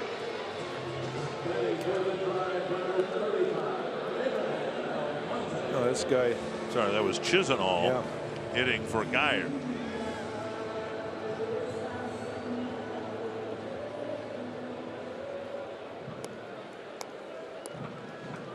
So the Indians open it up here with a, so far, 5-run 5th inning. Here is Almonte, 9th man to bat.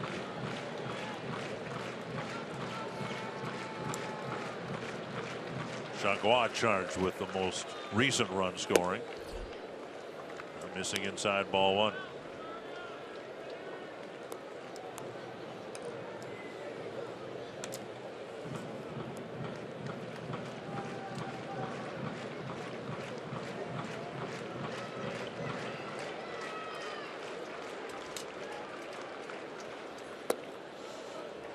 Well, the first 2 games of this series obviously winnable, 1-run losses, one of them in extra innings.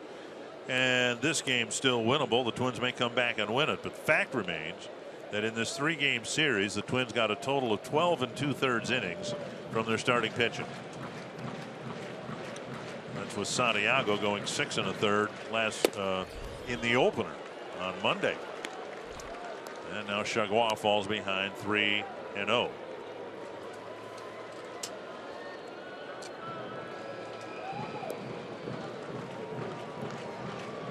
well, 2 1-run games.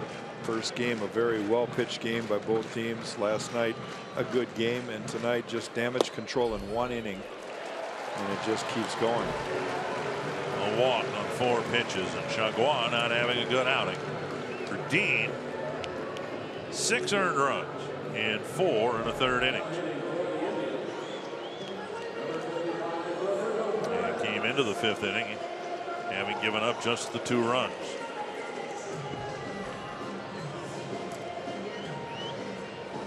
And now Perez, who hit the first pitch of the inning from Dean, over the wall in right center field.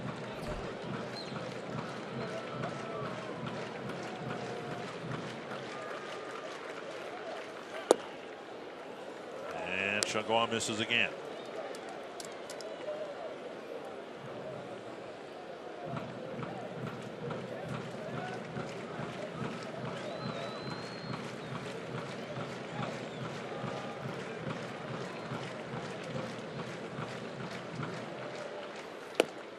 Down the middle, a strike.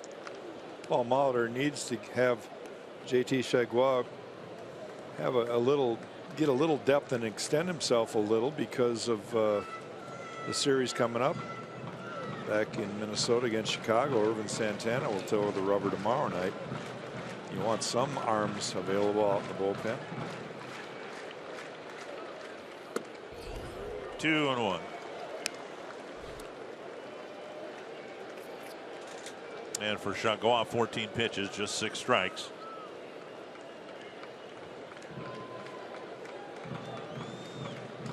And the 3 balls put in play: an RBI single, a 2-run double, and a sacrifice fly.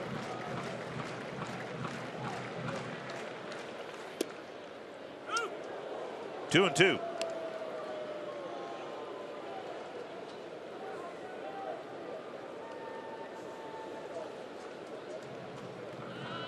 Third out, tough to get for JT. He needs to come back, get the number 9 hitter right here.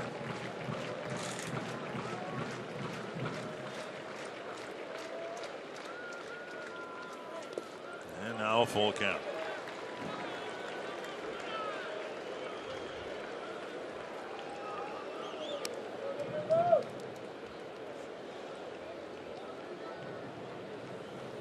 No activity in the Twins' pen, so Chargois is either going to get him out or wear it for a while.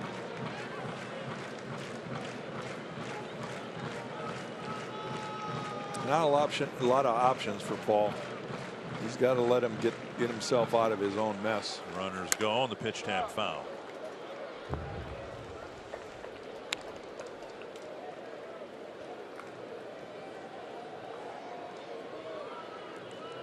Through this 12 and perhaps 13 game losing streak, there have been 2 well pitched games. One here Monday night, and then the one in Kansas City. Irvin Santana and Danny Duffy. Twins lost that ball game 2-1.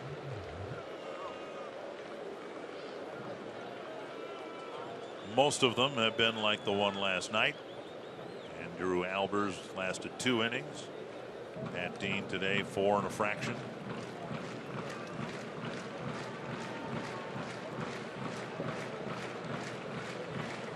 Full count to the number 9 hitter.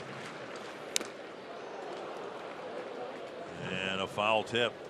Not sure where that got Centeno. He's had a rough go of it here in the last couple innings. Actually, just this inning. After the Perez home run, Davis tried to bunt and bunted one off his mask. Been a long inning. Yes. Long half inning, I should say.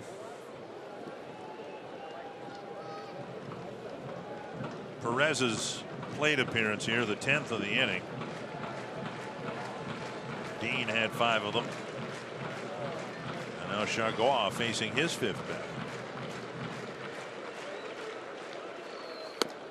And a walk will load him up.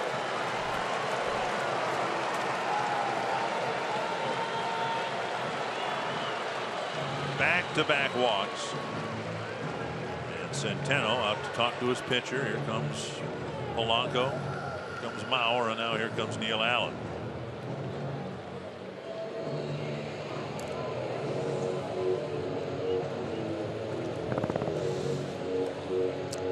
Not a whole lot that Neil Allen can say other than try to relax. You know, it's not the end of the world. You've got to throw strikes. You've got guys that can catch the ball behind you. You've got to give them a chance to catch it. Hit that catcher's glove. Get ahead. All those kind of things. You try to reinforce the positive if you're a pitching coach in situations like this. Now Ryan O'Rourke will get up and start throwing quickly out there. A couple of years ago, we were in Oakland, and Trevor May made his major league debut in his first start. And the A's were honoring Tony La Russa, and La Russa was nice enough to join us for a half an inning. And it was when Trevor was really struggling to throw strikes, and Tony, you know, was very blunt, and he said, if you're up here and you can't throw 7 out of 10 pitches for strikes, you do not belong here. And I don't know that Neil Allen would put a definite number on it, but the principle still applies. If you can't throw it over the plate, nothing good can happen to you up here. Well, the reality is they can. They're just not doing it. And, you know, how do you go about communicating that to the pitcher? You know, I mean, he can be blunt. Sometimes that works. Some guys are tough. And some guys are not that tough. And you've got to somehow get to them the same meaning where they don't take it so, you know, defensively. 2 strikes to Davis. But the reality is, Tony's absolutely right. You've got to throw strikes. You've got to give those guys wearing gloves behind you a chance to catch the ball. And now a ball blocked by Centeno. Chagua came in a tough spot, granted, bases loaded, 1 out, but he's thrown 22 pitches and only half of them for strikes. And he has, in the 5th inning here, walked both the number 8 and number 9 batters.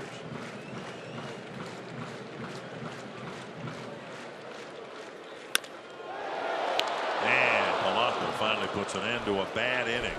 The Indians score 5 times and now lead it 7-1.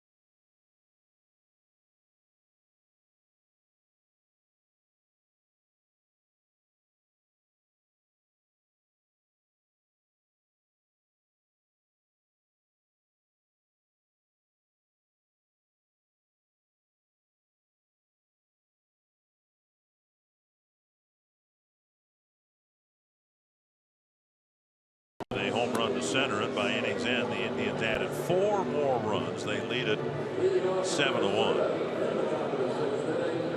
And Abraham Almonte moving over to left field, and Chisenhall taking over in right. And it was already an arduous task for the Twins, but now they've spotted Corey Kluber, a 6-run lead. Logan Schaefer will lead things off. Well, sometimes it's not the easiest thing to sit for a long half inning like Corey Kluber just did, but he will definitely come out here and throw strikes, which he does. 5-run inning for him. He's sitting pretty good now. Schaefer took a strike. He bounced out on the first pitch he saw in the 3rd. Now a half swing and nearly hit his thigh, and it's a check swing strike. 0-2.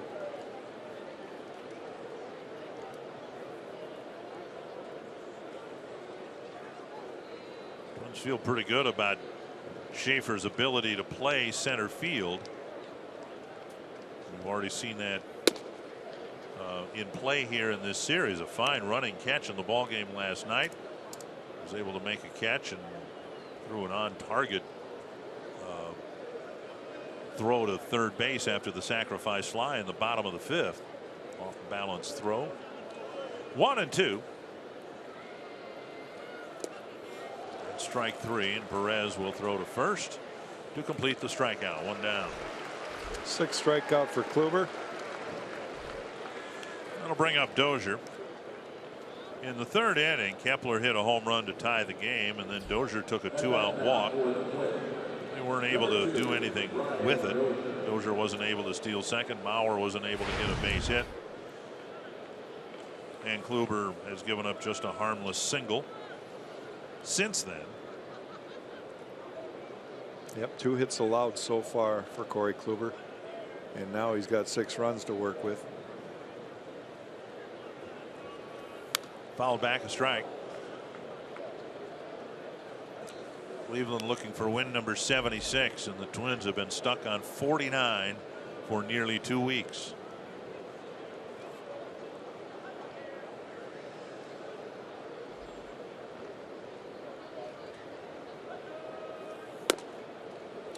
Pitch is up. 1-1. Corey Kluber, born in Birmingham, Alabama, now resides in Jacksonville, Florida. And as I was reading that, I thought, hey, baseball players spend their winter in Jacksonville. That's northern Florida. Most of them are either going to be in Arizona or southern Florida. Easier to get to Birmingham from Jacksonville, I suppose. But then why not just live in Birmingham? And it's real easy to get there. 1-2 to Dozier. Tapper left side. Ramirez waits for the second out and throws across. 2 down. And before Mauer stands in, our carsoup.com trivia question. Who holds the Twins record for highest career batting average against Cleveland? Probably Joe. Got the most hits. Yeah. I'll take the easy answer, Mr. Carew. They're telling you that things kind of develop late for Kluber. He spent parts of 4 years at AAA and looked for a while like he might be one of those guys that did well in AAA but struggled up here. He spent parts of 2010, 11, 12, 13 at AAA. And then had it all come together in his Cy Young year of 2014. To the left field corner, slicing away from Almonte. He won't get there, and a high carom will allow Mauer to go to second with a 2-out double. I think that's one of the things, and Joe gets another hit. I think that's another one of the things that it's hard to give up on certain guys. This is a story that makes scouts, makes organizations want to keep guys around. There's a lot of 27, 28-year-old guys in AAA for the Twins this year. Most of them are getting a chance right now to pitch. And yet, will any of those guys find it and still have the kind of stuff Corey Kluber has? You know, he's got a 95-mile-an-hour fastball on good days, even higher than that. So a live arm, but a great work ethic. And I think you've got to really recognize that that's part of the reason. This guy just dedicated his whole career to being more prepared. High fly, center field. And that'll end the inning. Corey Kluber had it all come together in his age 28th year in 2014.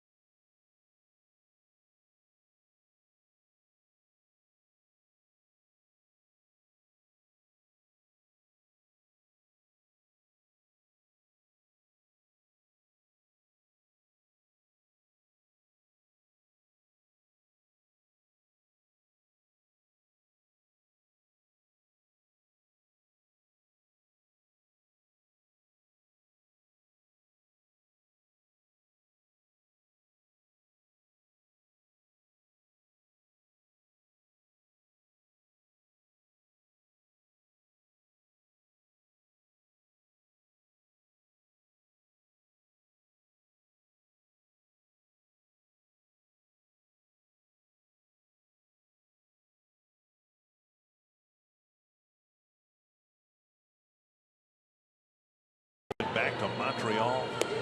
I do. Yeah. I think it'd be great for baseball. It would be great for Montreal. They kind of had their franchise wrestled away from them. And they've had some exhibition games there. Let's hope that happens. Let's hope Ryan O'Rourke can pitch effectively for the Twins here for an inning or two. Well, they're going to ask him to try to get an inning or two in here.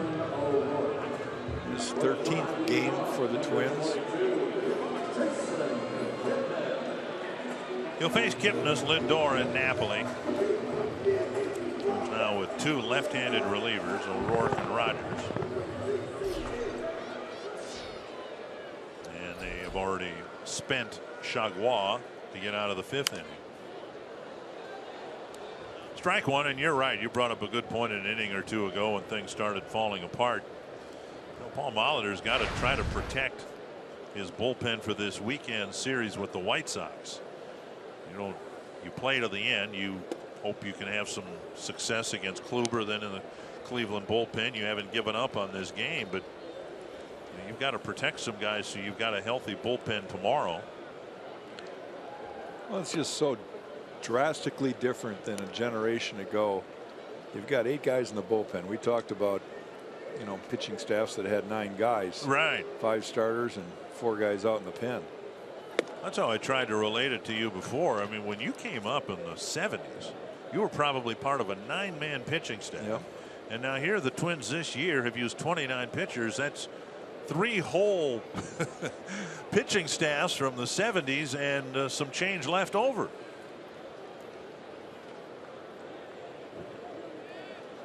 Well, I know the game's changed in so many ways, but there's something very common about pitching. You've got to throw strikes. You got to be aggressive. And every once in a while, you need that right there. You need a strikeout. That was the first strikeout of the night for the Twins staff. You need swing and miss pitches as a reliever once in a while. And O'Rourke, after a bunch of balls up in the zone, drops one that catches that upper quadrant up and in on Kipnis. He takes it, kind of freezes. And one down. First out of the inning. And now Lindor. I wonder what the next evolution in pitching will be. I've thought for the last couple of years it might be getting back to a time where back in the 70s the good relievers would go 2-3 innings at a time.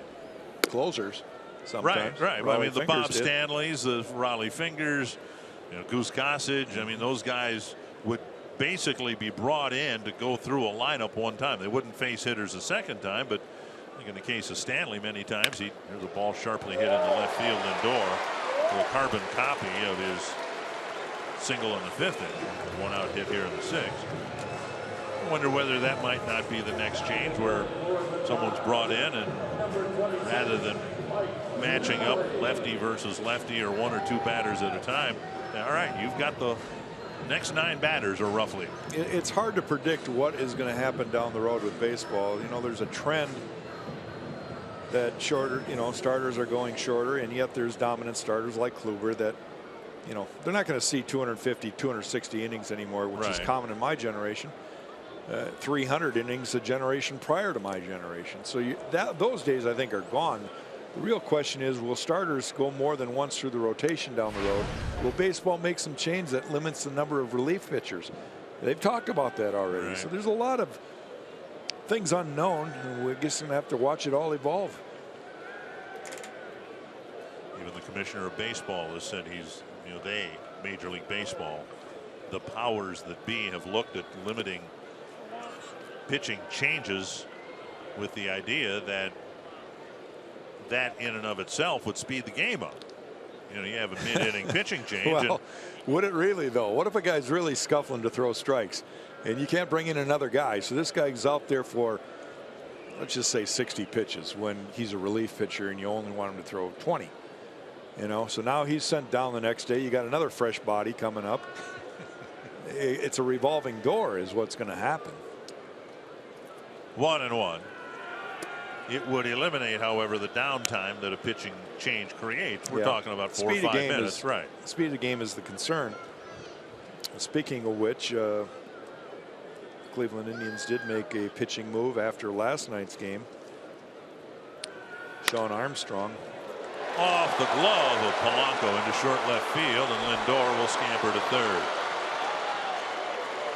Good base running right there by Lindor. Not much Eddie Rosario could do. But Sean Armstrong, who pitched in last night's game, was sent back to AAA, and Percy Garner was called up, fresh arm in the bullpen for Terry Francona tonight. And this is on August 31st. You imagine how full Cleveland's bullpen is going to be throughout the month of September. Polanco with a diving attempt couldn't keep the ball in the glove. First and second, one down. The Twins, on the other hand, I'm sure they would like to expand the roster with some more arms. But we've got guys that normally are part of this organization injured, out for the year. And I don't know what's going to happen. I don't even want to pretend to predict it, but you would think Paul would like to have a little more help out in the bullpen. Tyler Duffy had a good ball game the other day. Jose Barrios is going to start tonight for Rochester. They had a rain delay. That game just started. Should be a double play. Out at second, out at first, and that takes care of the sixth inning, a scoreless inning for Ryan O'Rourke.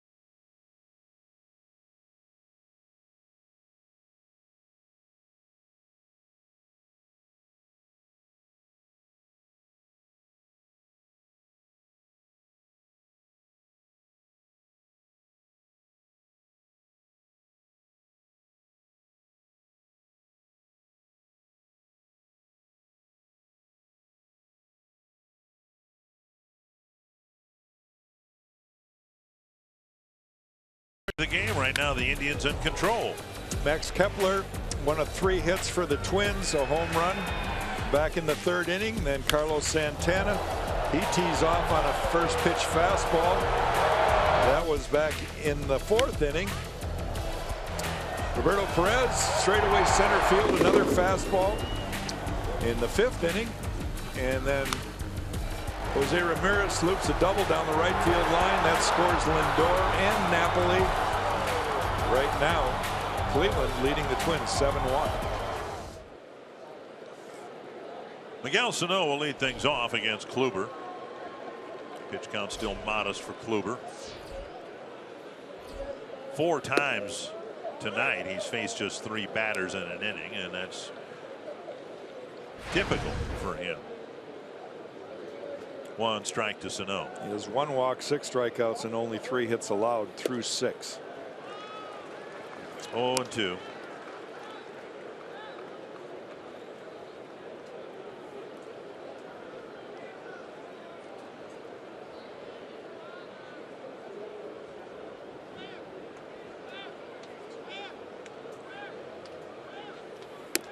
And off the plate 1-2.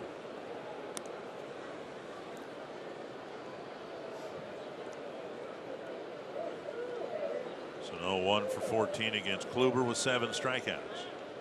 He brought up a good point, and it's, I don't know, strike right down the outside corner. Miguel Sano confused again, this time looking.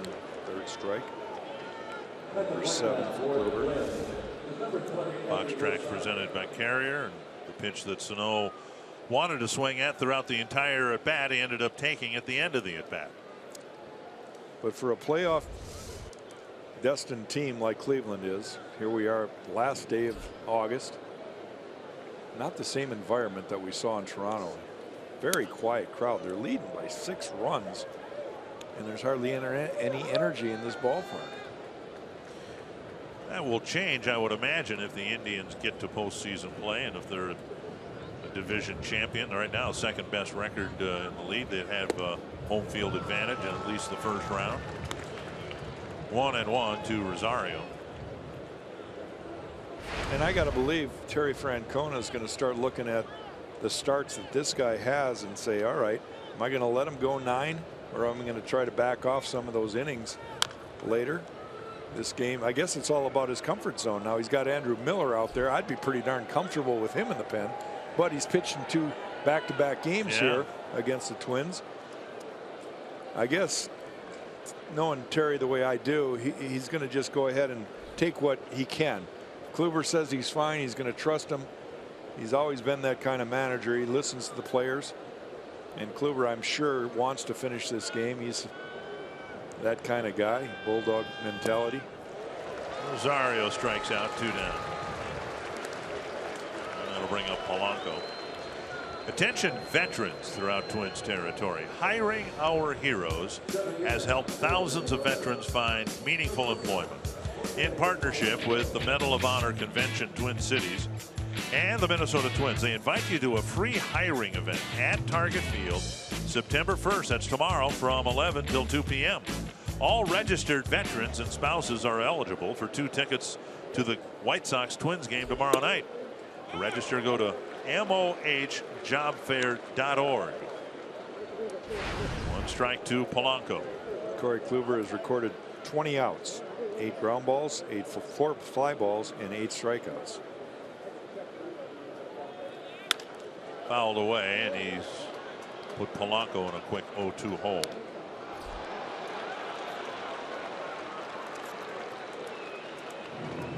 You're asking a lot of the young ball club to come back in a game like this, to keep grinding, but that's what Paul expects them to do. Don't give up. Yes, you've got a great pitcher on the mound, a guy you got to give credit to, but these are learning times. These are what really can make a difference in your career sometimes, is going up there and getting a hit off a good pitcher in a situation where a game's blown out, and it might, you know, a light might go on. Something might happen that you realize that you can do it. 2 strikes to Polanco. I think everyone would agree, no more than Twins fans, no one more than Twins fans. This roster is going to have a significant makeover before opening day next year. And this guy's made quite an impression. 2 really good at bats against a really good pitcher, and Polanco just keeps on hitting. Doesn't make any difference who the pitcher is. That was a really good at bat against Corey Kluber, and he has 2 of the 4 hits. You bring up a great point, and that's exactly the guy we're talking about.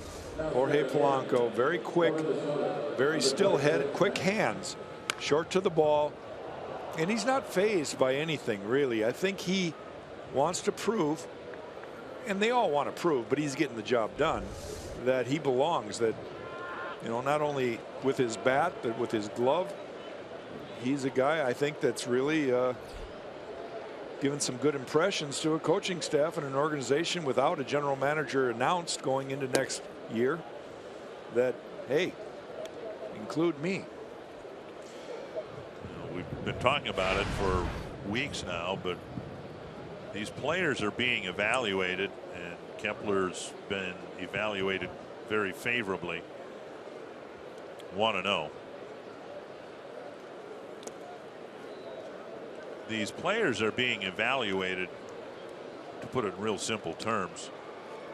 Are they, in the case of Polanco, in the case of Kepler, are they going to be part of the solution, or have they been part of the problem? Well, I don't look at it as that, are they part of the problem? I mean, they're trying. They're major league players in uniform. Doesn't necessarily mean, you know, they're going to stick and become long-term major leaguers, but they're here now, and they're getting their chance. And I like putting it a little bit different terms. Will they be on the winning track of a more positive outlook as the Twins go forward? 3-0 now to Kepler. He's hit 2 bullets against Kluber here tonight. One for a home run and one for a line drive double play. And now Kluber walks him. First and second, 2 down in the 7th. Well, we got a shot of Sano. Well, clearly the Twins have every reason to believe that when they are good again, Sano's going to be a big reason why they're going to be good again. Well, you just can't give up on a guy with so much potential like him. You know, he's still struggling right now. It's no question. And, you know, you and I, we gain no fun out of talking about that. We would much rather be talking about him just ripping the cover off the ball and making Twins fans happy. But we expect that someday he will. You hope that it clicks. And that's why these at bats late in the year in a I don't know, you might want to call it a terrible season, but there's still reason to go out there and try to get it right so that you go into an off season with a lot better frame of mind. You're more excited about the chances next year. 1 strike to Centeno. And now a ball, 1-1.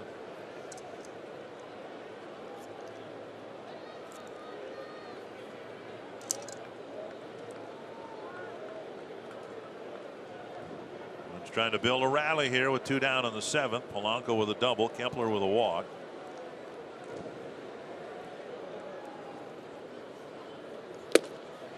Now 1-2. One thing that Kluber really does well is get in on the hands with his breaking ball. We saw Andrew Miller, the great bullpen pitcher for Cleveland, came over from New York. Tremendous numbers against both righties and lefties. Well, Kluber's the same way as a starter, and it's part because he's able to really get in with his breaking ball. 1-2. Down and in, nearly hit him. Nice block by Perez. 2-2. The other thing he has going for him is he's got 2 planes that he can throw that breaking ball.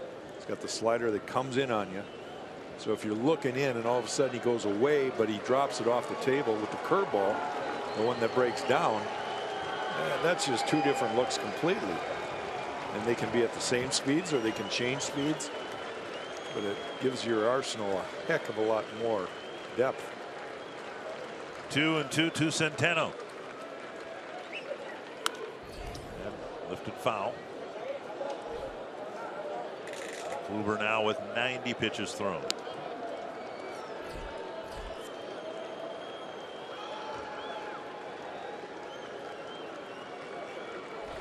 Well, you wonder, will Brian Shaw come in and mop this up? I mean, he hasn't pitched yet today.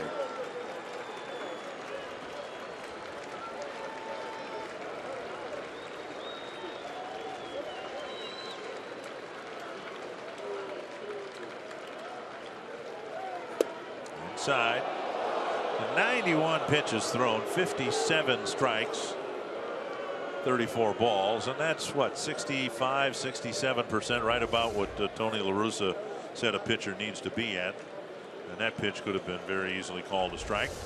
Should have been. That tailing fastball that darts over the inside corner to a left-handed batter. That's the front door fastball, they call it, where it starts off the plate and tails back in on left-handers. Runners will go with 2 down and a full count. And Centeno hangs tough.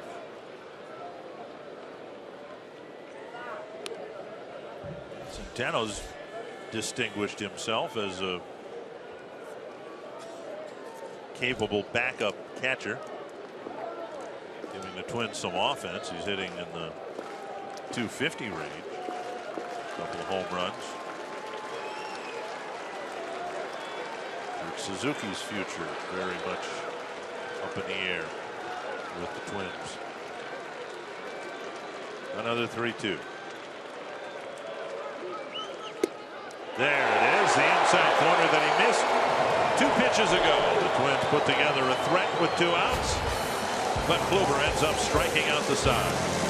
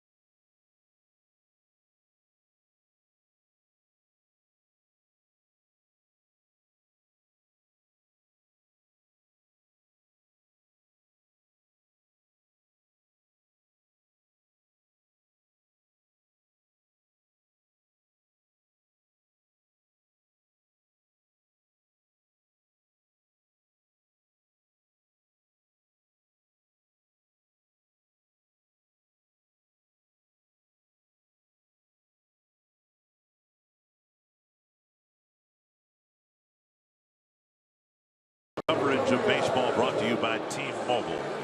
Tigers ended up sweeping the White Sox, and in all 3 games they scored late to beat them. A walk-off win today.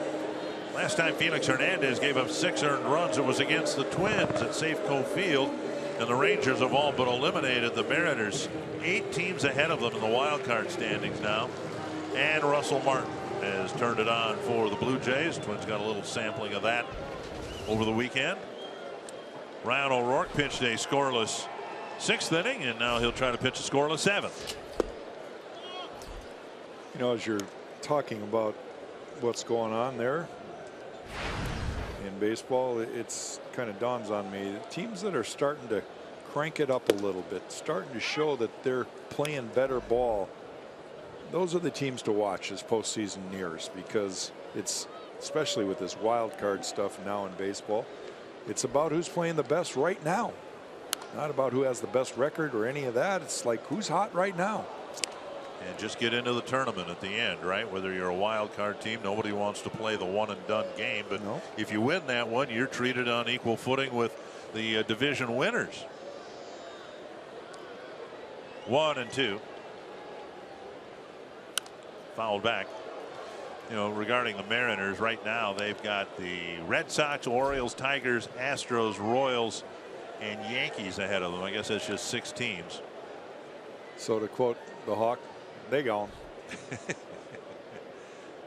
White Sox are officially listed as a wild card in the wild card race, even though they are 6 games below 500.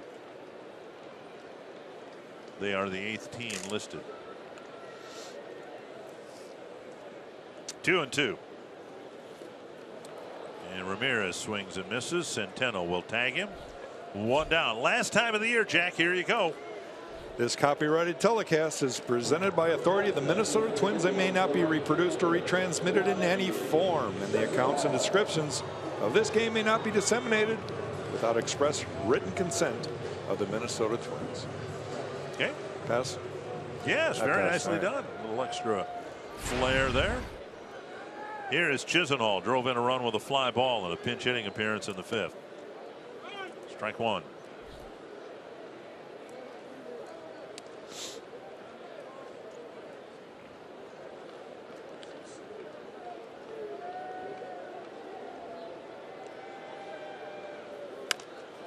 Fouled over the Cleveland dugout. 2 strikes.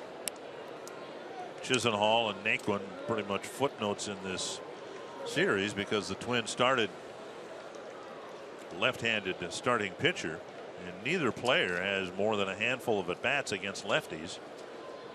Well, I know that Terry Francona addressed as Chisenhall flies out to Trevor Plouffe, addressed the the whole thing about will you play Naquin at all in this series, and he said, you know, I just want to give him some time right now. He's you know, a young kid, a rookie, and I just want him to rest up. He's going to get plenty of time here in the month of September. I would think that would be a consideration, though. I don't have a Rookie of the Year ballot, but if I had one, I'd have to look at that before I vote for Naquin. He's been basically a platoon player. Chisenhall, that was just his 43rd at bat against left-handed pitching this year, and Naquin has only 27 at bats against lefties. Where a guy like Max Kepler is playing every day. Yeah.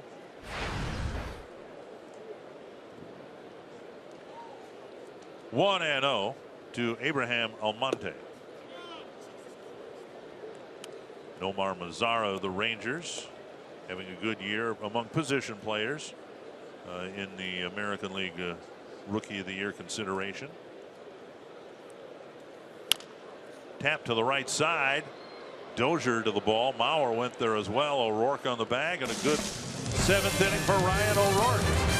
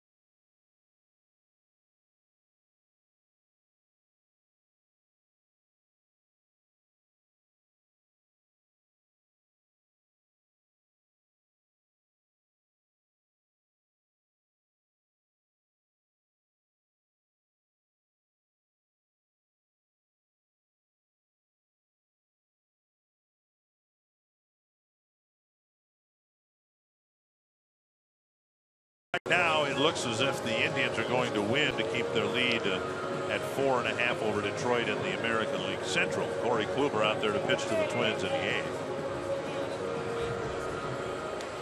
And Logan Schaefer will lead things off in the 8th for the Twins. It must be nice because, you know, Terry Francona's had the luxury of having this guy who, I've never liked the term innings eater, because most of the time innings eaters aren't as good as this. Usually you compliment someone and say, well, he's an innings eater, and then you look and they got an ERA of 4.6 or something. This guy's really good, but every 5th day he has the luxury, Terry Francona does, of having a guy who can give his bullpen almost a complete night off. You just can't understate the importance of that for a manager, especially if you're approaching the month of September and possibilities of postseason. To have a breather a night like tonight where, you know, you're confident in the guy you're sending to the mound, and then it turns out the way you hoped it would. Not the case for the Twins, but for that guy right there, he's probably pretty happy about the whole way this game has unfolded.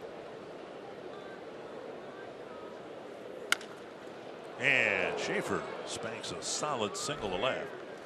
Hit the ball hard in his handful of at bats, giving the Twins some, at times, quick at bats, but good at bats. A leadoff single here in the 8th. Well, he just shoots the ball the other way right here. Doesn't pull off. He just uses his hands, makes good contact, gets it by Ramirez. Now Dozier 0 for 2 with a walk. Dozier probably not real thrilled that Kluber's still out there. We had less than 12,000 paid attendance in all 3 games here. 11,811 of the paid tonight. A high fly to deep left center field. Brian Dozier goes deep again. Number 32, his 14th home run in the month of August.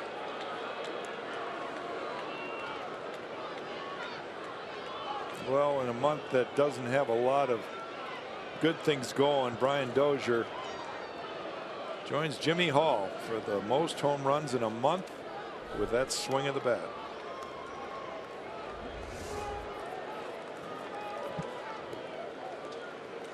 We've seen that a few times. And that will draw a visit from Mickey Callaway. Dozier's 13th home run this month, tying Hall and Killebrew. Harmon still holds the overall record with 14 in a month. That was back in 1964. So only Harmon Killebrew in 1 month has hit more home runs than Brian Dozier has this month. Jimmy Hall and Brian hold the month of August. Carsoup.com trivia question: who holds the Twins record highest career batting average against Cleveland? It's got to be Rod Carew, doesn't it? 356. So a 2-run home run. The Twins have gone deep twice tonight, and Mauer will bat. He slashed a double to the left field corner. Strike one. And Jimmy Hall and Brian Dozier's are the only names other than Harmon Killebrew's in Twins history to hit 12 home runs in a month, and now Dozier's hit 13.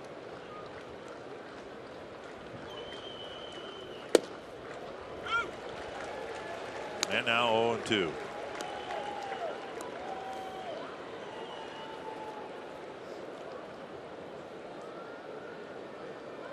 And Dozier, competitor, said after the game last night. Of course, Harmon didn't hit his 12 through a 12-game losing streak. Well, back 2 strikes, and he would trade the home runs, 31 of them, through last night's game for more wins. And that's the shame of it all. A really breakout season for Brian Dozier. And in terms of team competitiveness, none of it has really mattered. Swing and a miss. Mauer strikes out, 1 down. We'll bring up Trevor Plouffe. Saturday, MLB on FS1 returns with a huge doubleheader. The Astros and the Rangers will meet each other. Then Miguel Cabrera taking on the Royals along with the rest of the Detroit Tigers. Action begins at 2:30 Central on FS1, or you can watch it live on Fox Sports Go.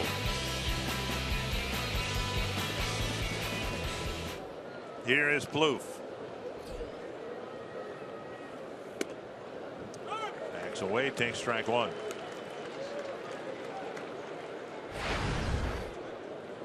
Since we mentioned Harmon and Jimmy Hall, both of those sluggers, part of the only 200 home run a year clubs the Twins have had in 63 and 64. The Twins do have that chance with the 2 home runs tonight. 155 home runs hit on the year, which my high school math in Minnesota tells me the Twins would need 45 more in the remaining games. 29 games left after tonight, so basically a home run and a half. You know, just for Jack Morris, Brian Shaw is getting loose. Of course. 1-2 to Plouffe. Off the end of the bat. That's going to be a tough play for Lindor. Gets Plouffe by a half step. 2 down. Good play by Lindor, charging it. Nope. Throwing in time to get Trevor Plouffe. Knowing your runner, that's something they're trying to teach Jorge Polanco at shortstop. And Lindor has plenty of time. He lets the ball come to him. He doesn't go completely crazy and charge it all the way to the grass where he might have that in-between hop. He gets the hop he needs because he knows the speed of Trevor Plouffe. And now Miguel Sano. 2 strikeouts And a squibber to the right side of the infield. Ball one. 106 pitches for Kluber. You got to believe that this will be his last inning, especially after giving up a couple runs this half inning. There's the breaking ball and an almost predictable swing and a miss.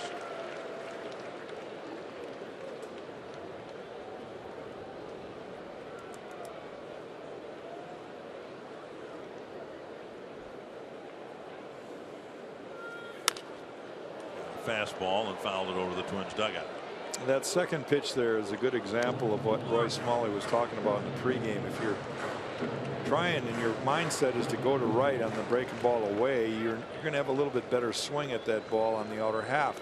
That's off the plate. But if you're pull happy, you're going to pull right off of it.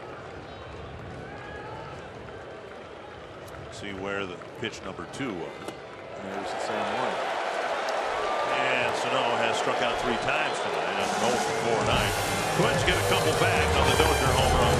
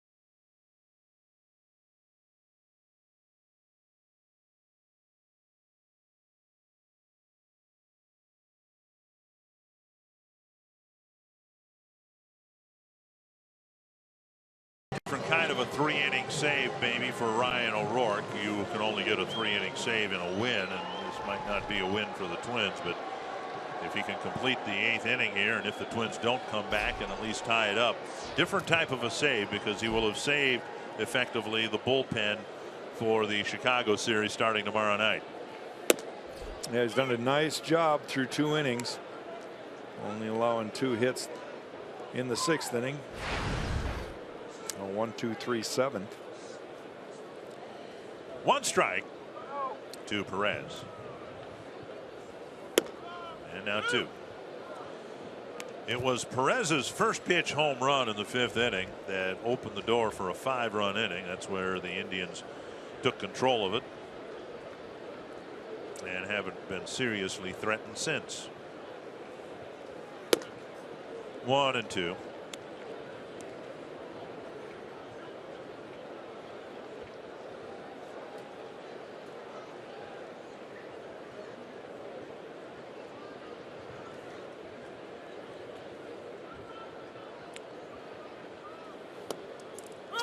All 3rd strike. O'Rourke gave up back-to-back hits in the 6th, but then got a ground ball double play. Breeze through the 7th, 1, 2, 3, and now strikes out Perez to start the 8th. Ryan's 3rd strikeout of this appearance for him. breaking ball down in the zone. And now Rajai Davis. Bunt single to start the ball game. Since then 0 for 3. And Centeno takes another foul tip.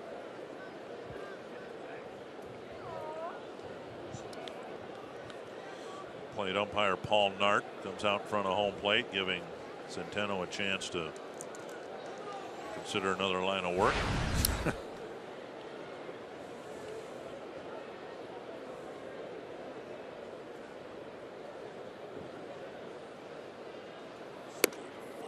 I think I asked you the other night, you ever put on shin guards even for an inning? Oh yeah, way back, you know, when I was a young kid. I don't know what level it was at, but it was definitely before high school. Chop foul, and now Perez drops the bat, and he'll limp that one off. Excuse me, Davis. 1-2. Centeno will go out and talk to the pitcher and let Davis recover from that. Rajai wears that big shin guard that protects all the way down to his Achilles heel, but not the foot. And that might have hit off the top of his foot.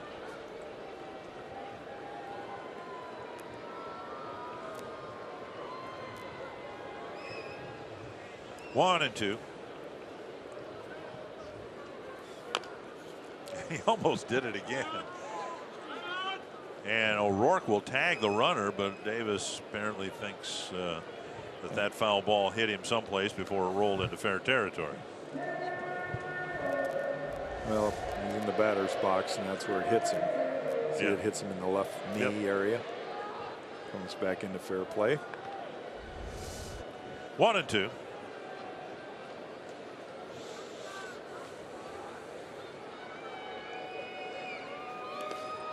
Centeno with a block.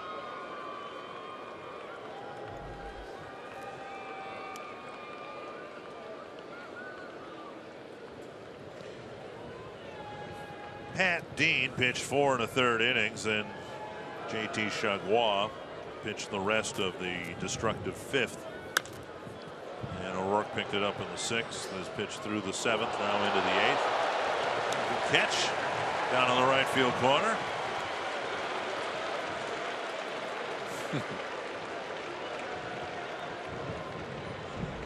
Let's watch this fan get in on the action. One-handed, huh? Popped up near the Twins dugout. Let's see if a fan can make a nice catch on this one. No. Nope. That's the complete opposite of the one we just saw.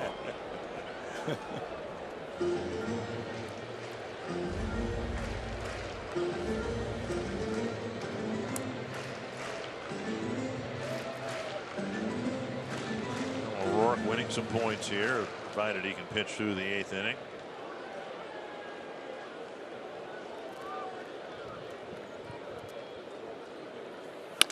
Driven to left field for a base hit. That ball was skipped by Rosario and go to the wall. Rajai Davis with a double with 1 out in the 8th. Good at bat for Davis. And a few pitches after he fouled the ball off his left foot, he looked like he was ready to go for the triple he couldn't get last night. Yeah, plenty of blood circulating through his foot there as he gets out of the batter's box. It's a line drive. This ball gets by Eddie Rosario, like you mentioned, and he rounds the bag like he's done it before, thinking about 3, but respecting Eddie Rosario's arm. Jason Kipnis will bat. 0 for 3 with a walk and a run scored. Now Davis just took off with O'Rourke never even looking back. Centeno threw, but he may as well have held on to it. We talked about this. Davis did it the other day and was eventually tagged out when Sano kept the tag on him and he overslid third base. But Davis did it to the Twins earlier this month, getting to second base and just immediately stealing third. Infield in now, and the ball flipped foul. You kind of wonder, you know, the old baseball rule is you don't rub it in when you're ahead. You're ahead by 4 runs. I like it. I mean, if you can catch a guy sleeping, you know, take the bag. You never know what's going to happen. And you're now 90 feet away. A pass ball could score that 5th run. 5th insurance run, I should say. That's an important run for the Indians. Absolutely. 1-2.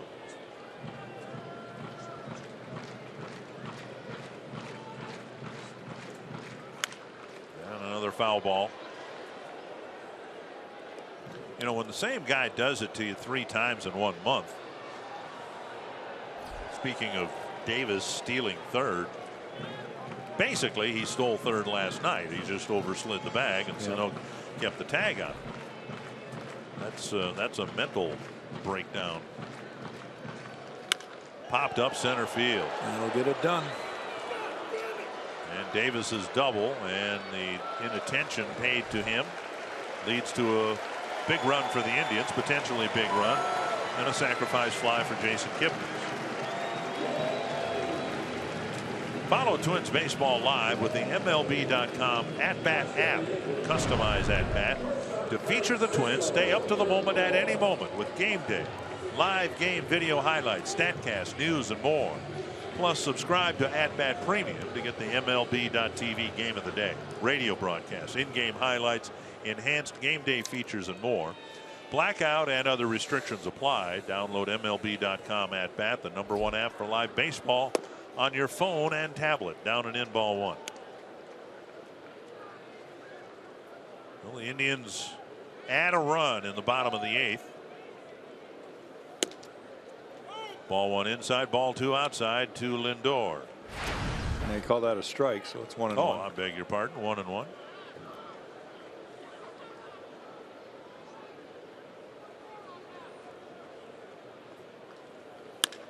That's to left center field. And Schaefer now going back. He covers a lot of ground out there. He's played a fine center field for the Twins. Another run for the Indians. They lead by 5.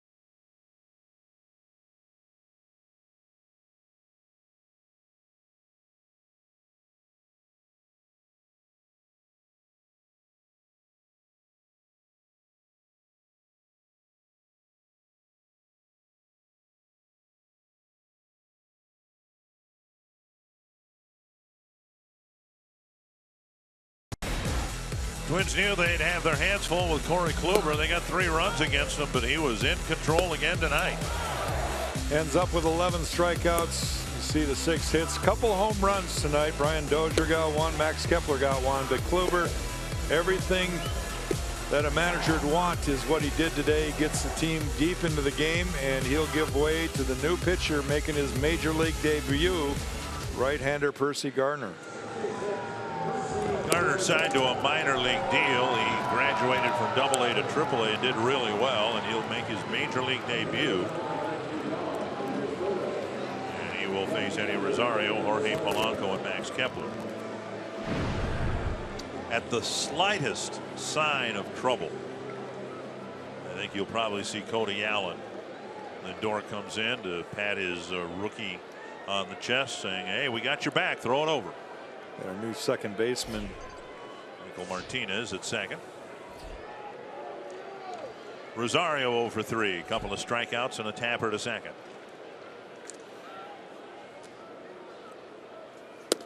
Inside, ball 1. There's Martinez in for Kipnis.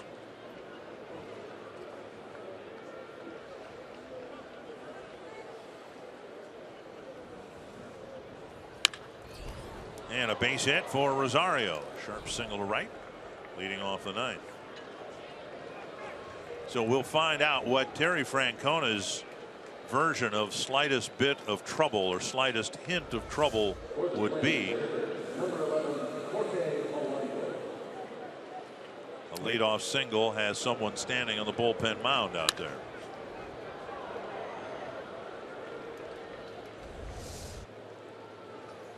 Rosario aboard. Now Polanco. 2 hits tonight against Kluber. A sharp single and a sharp double.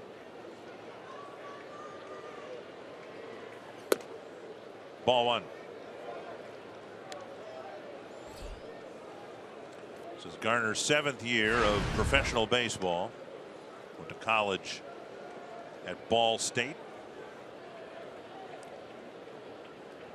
An Ohio native.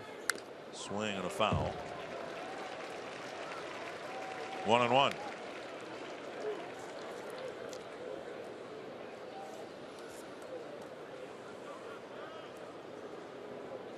that your guy Shaw standing on the mound? He's already warmed up. He's ready to go. He's already thrown. He has to throw every day no matter what, so he's ready to go. And I imagine one more hitter. Wow. Polanco backs away, shuffles his feet, and takes a strike. 1-2. Well, it's called a strike by Fox Tracks too. A good movement there. Blanco, I think, thought it was going to be a lot further in than it was. Came back and ran across the plate. Not that one. Polanco right now has 140 at bats and just 23 strikeouts. That's something broadcasters wouldn't have said 25 years ago, but it's a fair point in this day and age. When you have guys striking out almost half the time, here's a guy coming up and seems to be able to make contact. So many good things that you see in his swing from both sides of the plate. He's quick to the ball, keeps a still head, quick, strong hands, very quiet lower half. And a little chip shot that'll reach the seats. 2 hits tonight, and the average up to 300. He's hitting a little bit above 300 from the right side, just a little bit below from the left side.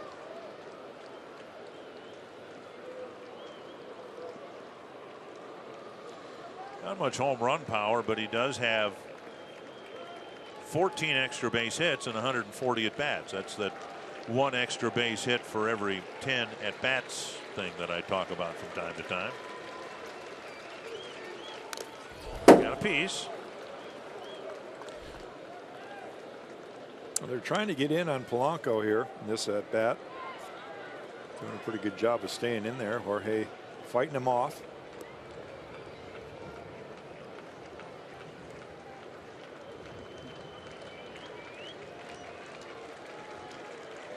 They're all over the place. Down and in most of the pitches. His 3rd hit tonight. A great at bat for Polanco.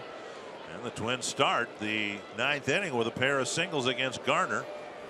And we'll see whether the Indians will be patient. Shaw's now re-warming up.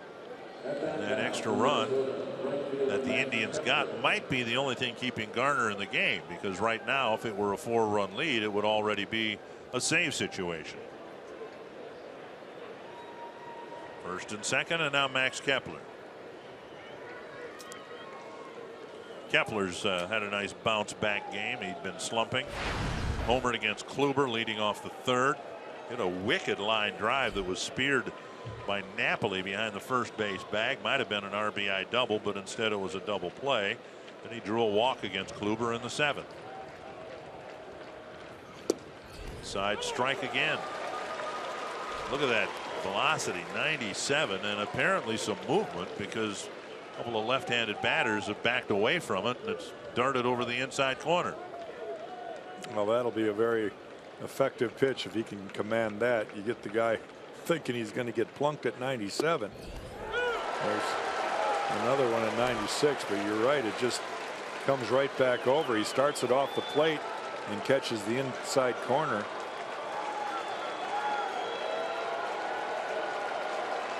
Kepler in protection mode.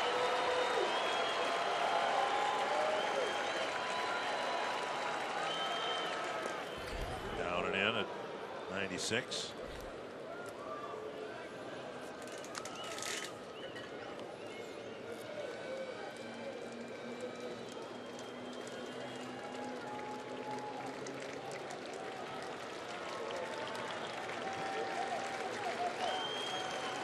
Out of the Philly organization, we mentioned, signed as a minor league free agent.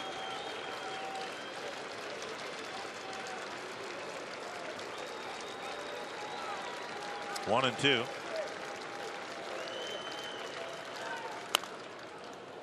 And an off-speed pitch, and Kepler grounded it foul.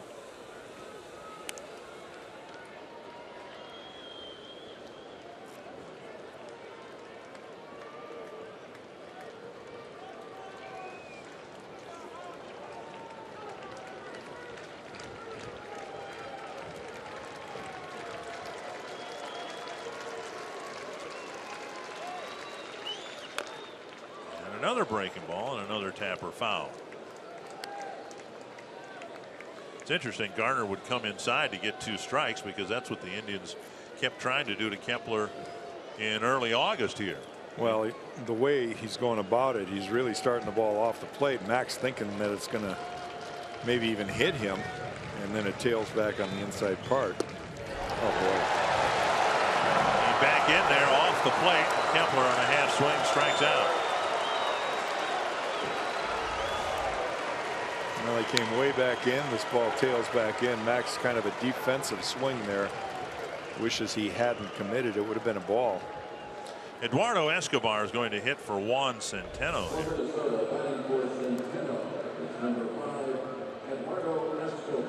Centeno really got beaten up behind the plate tonight, and he went 0 for 3 with 2 strikeouts.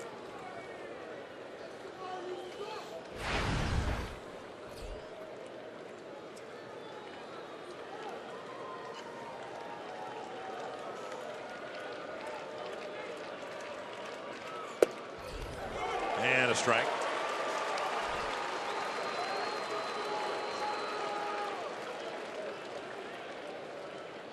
Escobar, of course, a switch hitter. Schaefer, the on deck hitter, is a left-handed batter.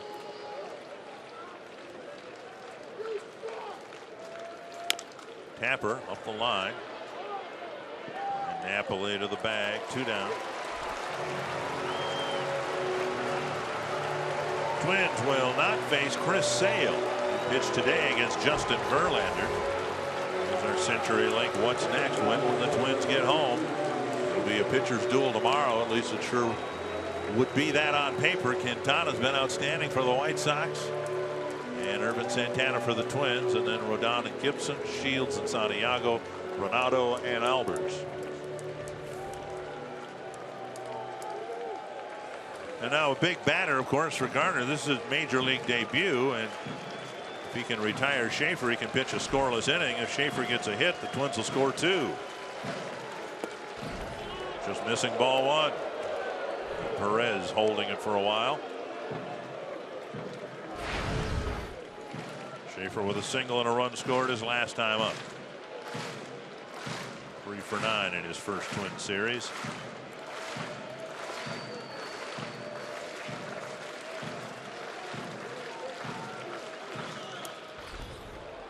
(2-0).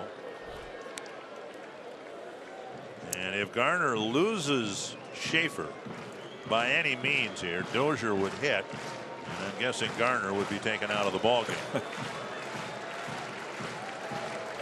The It's late August, but Terry Francona's pacing. We'll do more of that in September. 3-0. Command. Here we go again.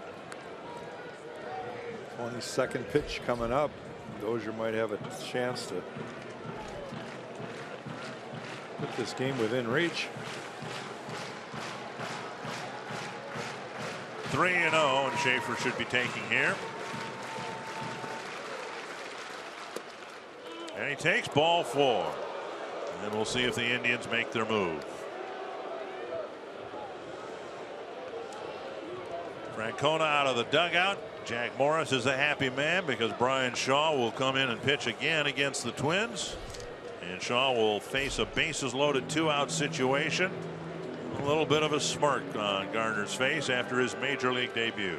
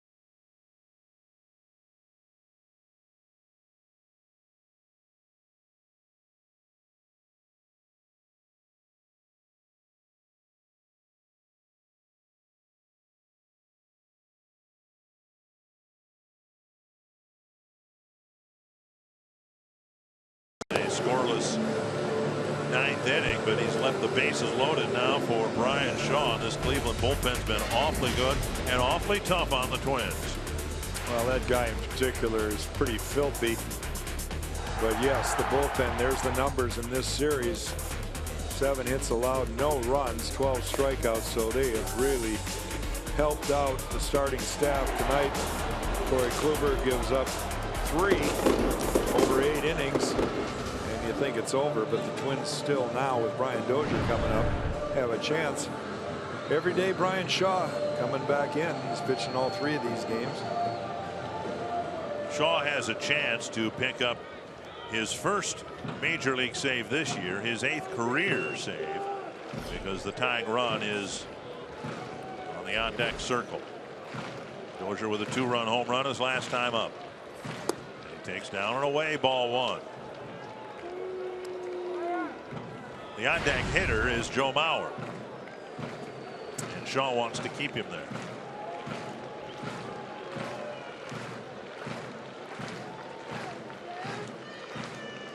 One and 0 to Dozier, and a belt high strike. Well, Brian's probably taking a strike there. That ball is his home run swing type pitch right there for Brian, but he's taking a strike when you're trailing by 4 runs. 5 runs, excuse me. 1-1. And on the outside corner, it's 1-2.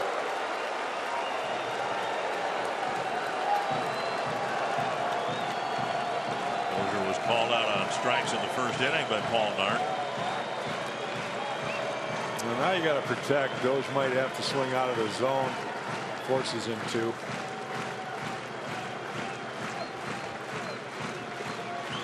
Oh. High and tight to the backstop, and 1 run will score. Everybody moves up. Dozier on a check swing, and Perez couldn't corral it. That run will be charged to Garner. And now it's 2-2 to Dozier. Well, the proverbial bloop and a blast, and the Twins have the game tied up.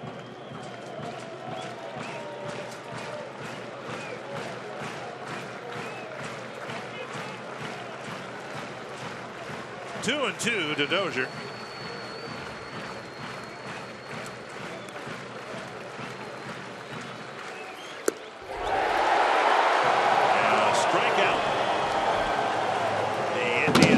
The Twins 13 in a row, and maybe it sounds a little bit better this way. Jack, the Twins have been swept in 4 straight series. Well, Cleveland did a pretty good job. Kluber, the ace, everything you could expect out of him. I know that it's going to be a long plane trip back to Minneapolis, but Twins just got to keep their heads up and keep playing baseball. Cleveland is a team that looks more and more like they're going to be a postseason team. And the Twins have to keep going back to the drawing board. Anthony, the Indians looking very much like the first place club that they are as they complete a 3-game sweep.